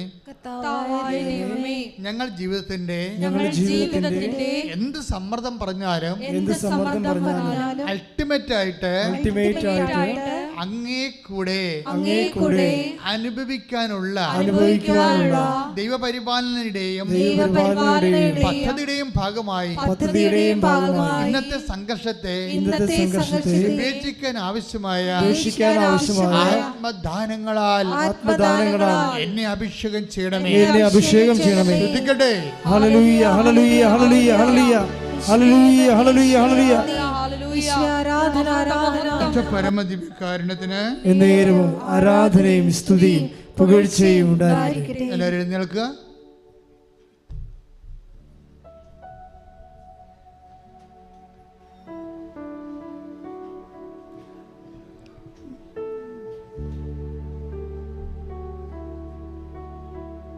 കൈകൾ കൂപ്പി ഈശോയെ നോക്കുക.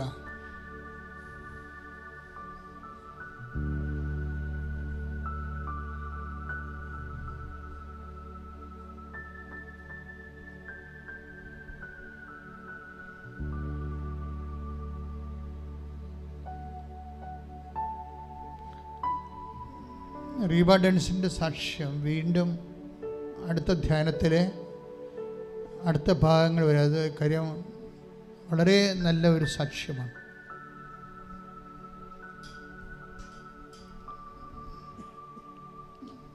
നമ്മൾ കൃപയ്ക്ക് പേയ്മെൻറ്റ് നൽകണമെന്നും നമുക്ക് നൽകാൻ കഴിയുമെന്നും അങ്ങനെ പേയ്മെൻറ്റ് നൽകിയാൽ അപ്പം തന്നെ കൃപ നമ്മളിലേക്ക് വഴിഞ്ഞൊഴുകുമെന്നും ഈ ഭൂമിയിൽ തന്നെ നമുക്ക് മനസ്സിലാക്കാൻ പറ്റിയ ഏറ്റവും നല്ല സാക്ഷ്യമാണ് റീബ ഡെൻസിൻ്റെത്. അത് നമുക്ക് അടുത്ത ധ്യാനത്തിൽ നമുക്ക് കേൾക്കാം. എങ്ങനെയാണ് കൃപ ടാപ്പ് ചെയ്യുന്നത്?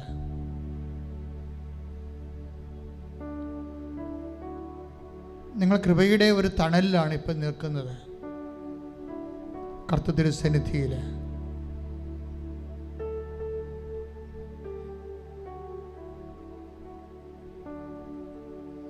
കർത്താവിൻ്റെ അനുഗ്രഹങ്ങൾ ഇവിടെ തീർത്ഥാടനത്തിൽ ഇരിക്കുന്നവരും ഓൺലൈനായി പ്രാർത്ഥിക്കുന്നവരും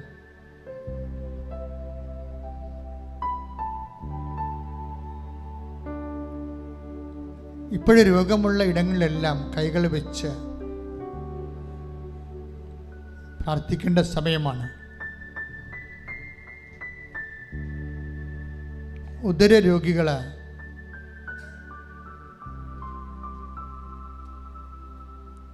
ഉദരത്തിൽ കൈവച്ച് പ്രാർത്ഥിക്കേണ്ടതാണ്.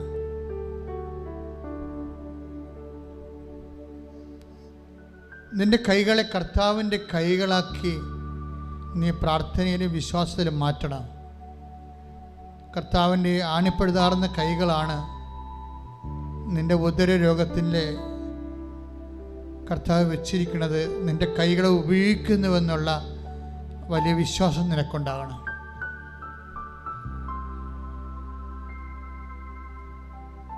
ചിലപ്പോൾ ഉദരത്തിൽ സിസ്റ്റായിരിക്കും ഉള്ളത്, ഗർഭപാത്രത്തിൽ. ചിലപ്പോൾ PCOD രോഗമാകാം, ചിലപ്പോൾ കിഡ്നി രോഗമാണ് നിനക്കുള്ളത്. ഇതെല്ലാം ഇപ്പോഴും ഓർക്കണം. 10,000-കണക്കിന് മനുഷ്യർ സുഖപ്പെട്ട മാതാവ് ജീവനോടെ പ്രത്യക്ഷപ്പെട്ട, ആയിരങ്ങൾ സാക്ഷ്യം പറഞ്ഞ ഒരു ദൈവ ഇടത്തിലാണ് നീ നിൽക്കുന്നതും. പ്രാർത്ഥനയിലെ കർത്താവേ, അങ്ങയുടെ മക്കൾക്കെല്ലാം വേണ്ടി ഞാൻ പ്രാർത്ഥിക്കുകയാണ്. കർത്താവേ, നിന്റെ വിശുദ്ധ പൗരോഹിത്യത്തെ നീ മഹത്വപ്പെടുത്തണം.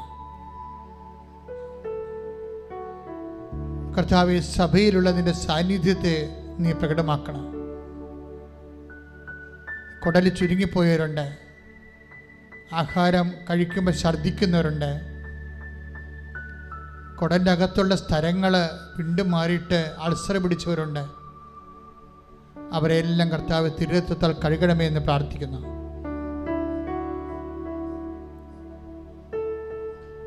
കർത്താവ്, ഗർഭപാത്രം ചുരുങ്ങിപ്പോയവരുണ്ട്, ഗർഭപാത്രം വളരാത്തവരുണ്ട്, ഗർഭപാത്രത്തിൻ്റെ ഭിത്തികൾക്ക് കട്ടിയില്ലാത്തവരുണ്ട്. ഈശോ, അവരെല്ലാം നീ സ്പർശിക്കണമെന്ന് പ്രാർത്ഥിക്കുന്നു. കർത്താവ്, നിന്റെ ആണിപ്പെടുതാർന്ന വലത് കരത്താൽ നീ സ്പർശിക്കണമേ. കർത്താവ്, ഇടുപ്പലിനെ കർത്താവെ സമർപ്പിച്ച് പ്രാർത്ഥിക്കുന്നു. ഇടുപ്പലിൽ ഇളകിയിരിക്കുകയും ഡിസ്ലൊക്കേറ്റ് ആകുകയും ചെയ്തതിൻ്റെ പേരിൽ പ്രാർത്ഥനയ്ക്ക് വരാൻ പറ്റാത്തവരുണ്ട്, ആഗ്രഹമുണ്ടെങ്കിലും വരാൻ പറ്റാത്തവർ. അവരുടെ ഇടുപ്പലിനെ എല്ലാം കർത്താവ് സ്പർശിക്കണമെന്ന് പ്രാർത്ഥിക്കുന്നു. അമ്മേ, പരിശുദ്ധമേ, ദേവമാതാവേ, എല്ലാ മക്കൾക്ക് വേണ്ടി മാധ്യസ്ഥം വഹിക്കണമേ. ശ്രദ്ധിക്കട്ടെ. ഉന്നതമായ നാമത്തിൽ അടയാളത്തിൽ ദൈവശക്തിയായി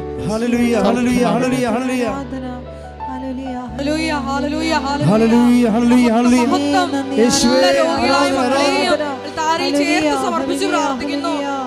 മക്കളെല്ലാവരെയും പ്രതിഷീകരണത്തിന്റെ സാക്ഷികളായി സദയം തുടരേ സുഖമായിടും എൻ്റെ ഉള്ളം, അരികിൽ വരേണേ സദയം തുടരേ സുഖമായിടും എൻ്റെ ഉള്ളം. നെഞ്ചിൽ കൈവച്ച് പ്രാർത്ഥിക്കുക.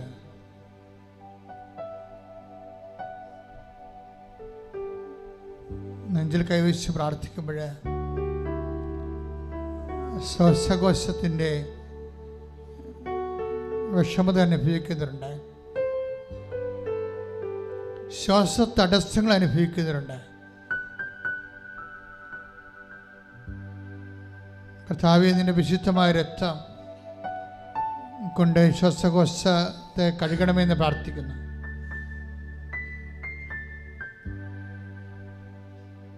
കർത്താവ്, ഹൃദയരോഗികളെ സംബന്ധിച്ച് പ്രാർത്ഥിക്കുന്നു.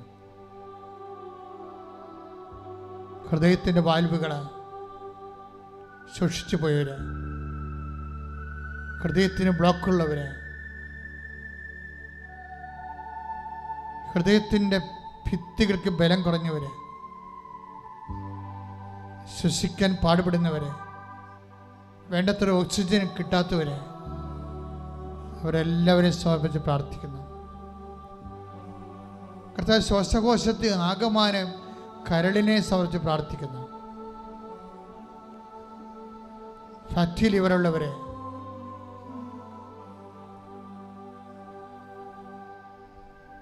ലിവറിന് നീർക്കെട്ടിലുള്ളവരെ, ലിവറിന് ഇൻഫെക്ഷൻ ഉള്ളവരെ, കർത്താവേ, നിന്റെ വിശുദ്ധമായ രക്തത്താൽ എല്ലാ ആന്തരിക അവയവങ്ങളെയും കഴുകണമെന്ന് പ്രാർത്ഥിക്കുന്നു. യേശുക്രിസ്തു ഉന്നതമായ നാമത്തിൽ, ഈശോ നാമത്തിൽ സൗഖ്യം പ്രാപിക്കട്ടെ. ശ്രുതിക്കട്ടെ. ഹല്ലേലൂയ, ഹല്ലേലൂയ, ഹല്ലേലൂയ. യേശുവേ നന്ദി, യേശുവേ സ്തുതി. ഹല്ലേലൂയ, ഹല്ലേലൂയ.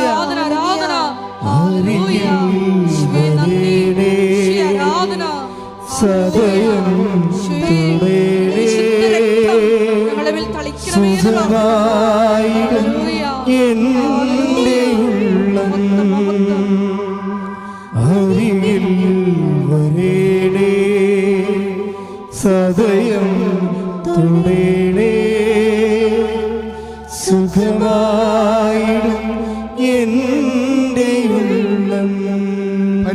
പരമദിവ്യകാരുണ്യത്തിന് എന്നേരവും ആരാധനയും സ്തുതിയും പുകഴ്ചയും ഉണ്ടായിരിക്കട്ടെ. പരിശുദ്ധ പരമദിവ്യകാരുണ്യത്തിന് എന്നേരവും ആരാധനയും സ്തുതിയും പുകഴ്ചയും ഉണ്ടായിരിക്കട്ടെ. കഴുത്തിൽ കൈവച്ച് പ്രാർത്ഥിക്കുക. ശിരസ്സുൾപ്പെടെ ശിരസ് രോഗമുള്ളവർക്ക് വേണ്ടി പ്രാർത്ഥിക്കാം. ശിരസ് സിസ്റ്റുള്ളവര്, ചെവി കേൾക്കാൻ പാടില്ലാത്തവര്, ചെവി കേൾവി കുറവുള്ളവര്, കണ്ണിന് കാഴ്ച മങ്ങി വരുന്നവര്, ടോൺസിലൈറ്റ് രോഗികള്, തൈറോയ്ഡ് രോഗികള്, അവരെല്ലാവരും സമർപ്പിച്ച് പ്രാർത്ഥിക്കുന്നു. ശിരസ്സംബന്ധമായ എല്ലാ രോഗങ്ങളെയും കർത്താവേ ഇപ്പോൾ അങ്ങ് ഏറ്റെടുക്കണമെന്ന് പ്രാർത്ഥിക്കുന്നു. കർത്താവിൻ്റെ വിശുദ്ധ രക്തം എൻ്റെ ശിരസിലേക്ക് തളിക്കപ്പെടട്ടെ. എൻ്റെ കർത്താവിൻ്റെ ഉന്നതമായ നാമത്തിൽ സഭയുടെ അധികാരത്തിൽ കുരിശടയാളത്തിൽ നീ സൗഖ്യം പ്രാപിക്കട്ടെ. ശ്രുതിക്കട്ടെ. ഹല്ലേലൂയ, ഹല്ലേലൂയ, ഹല്ലേലൂയ, ഹല്ലേലൂയ, ഹല്ലേലൂയ. യേശുവേ നന്ദി, യേശുവേ സ്തുതി. ഹല്ലേലൂയ,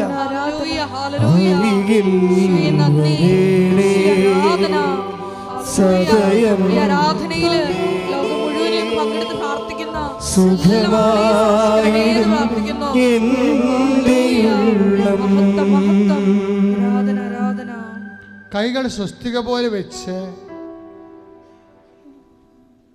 നെഞ്ച് പൂട്ടി മുഴുവൻ ശരീരവും പരിശുദ്ധ അമ്മയുടെ മാധ്യസ്ഥതയിലെ യേശുവിന് കൊടുത്തുകൊണ്ട് പ്രാർത്ഥിക്കുക. അച്ഛനോട് ചേർന്ന് പ്രാർത്ഥിക്കുക. കർത്താവായ ദൈവമേ, എല്ലാ വാദരോഗികളെയും അങ്ങേക്ക് സമർപ്പിക്കുന്നു. എല്ലാ തരത്തിലുള്ള വാദരോഗങ്ങളെ വിശുദ്ധ രക്തത്താൽ അങ്ങ് കഴുകണമേ, സൗഖ്യപ്പെടുത്തണമേ. അസ്ഥി രോഗങ്ങള്, അസ്ഥി ഉരുക്കമുള്ളവര്, വെള്ളപ്പോക്കിന്റെ അസുഖമുള്ളവര്, അസ്ഥി ശോഷിക്കുന്നവര്, അസ്ഥി കുഴകളിലെ മജ്ജ ഒലിച്ചു പോകുന്നവര്, അസ്ഥിക്കുള്ളിലെ മജ്ജകള് ശോഷിച്ചു പോകുന്നവര്, കർത്താവേ എല്ലാവരുടെ വേദനകളെയും ഞങ്ങളുടെ രോഗങ്ങളാണ് വേദനകളാണ് അവൻ വഹിച്ചു തന്ന വചനം അനുസ്മരിച്ചുകൊണ്ട് പ്രാർത്ഥിക്കുന്നു. യേശുക്രിസ്തുവിന്റെ ഉന്നതമായ നാമത്തിൽ രോഗങ്ങൾ മാറിപ്പോകട്ടെ. ഹല്ലേലൂയ, ഹല്ലേലൂയ, ഹല്ലേലൂയ. യേശുവേ ആരാധന, ആരാധന, ആരാധന. ഹല്ലേലൂയ, ഹല്ലേലൂയ. അരികിൽ വരേണേ, സദയം തൊടേണേ, സുഖമായിടും എൻ്റെ ഉള്ളം. പരിശുദ്ധ പരമദിവ്യകാരുണ്യത്തിന് ആരാധനയും സ്തുതിയും പുകഴ്ചയും ഉണ്ടായിരിക്കട്ടെ. പരിശുദ്ധ പരമദിവ്യകാരുണ്യത്തിന് ആരാധനയും സ്തുതിയും പുകഴ്ചയും ഉണ്ടായിരിക്കട്ടെ. ഈ സമയം മക്കളില്ലാത്തവര് വീണ്ടും അടിവയറ്റിൽ കൈവച്ച് പ്രാർത്ഥിക്കേണ്ടതാണ്.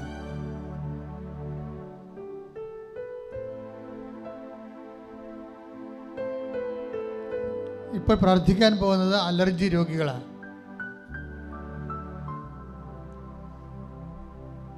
എപ്പിലെപ്സി രോഗികള്, ഓട്ടിസം രോഗികള്,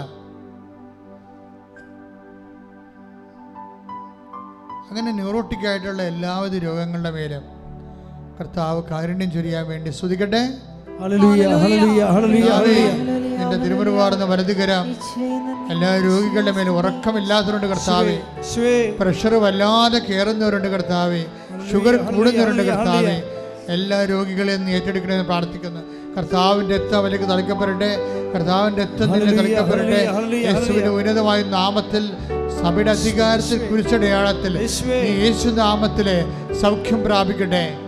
ഹല്ലേലൂയ, ഹല്ലേലൂയ, ഹല്ലേലൂയ, ഹല്ലേലൂയ. യേശുവേ നന്ദി, യേശുവേ സ്തുതി. അരികിൽ വരേണേ, സദയം തൊടേണേ, സുഖമായിടും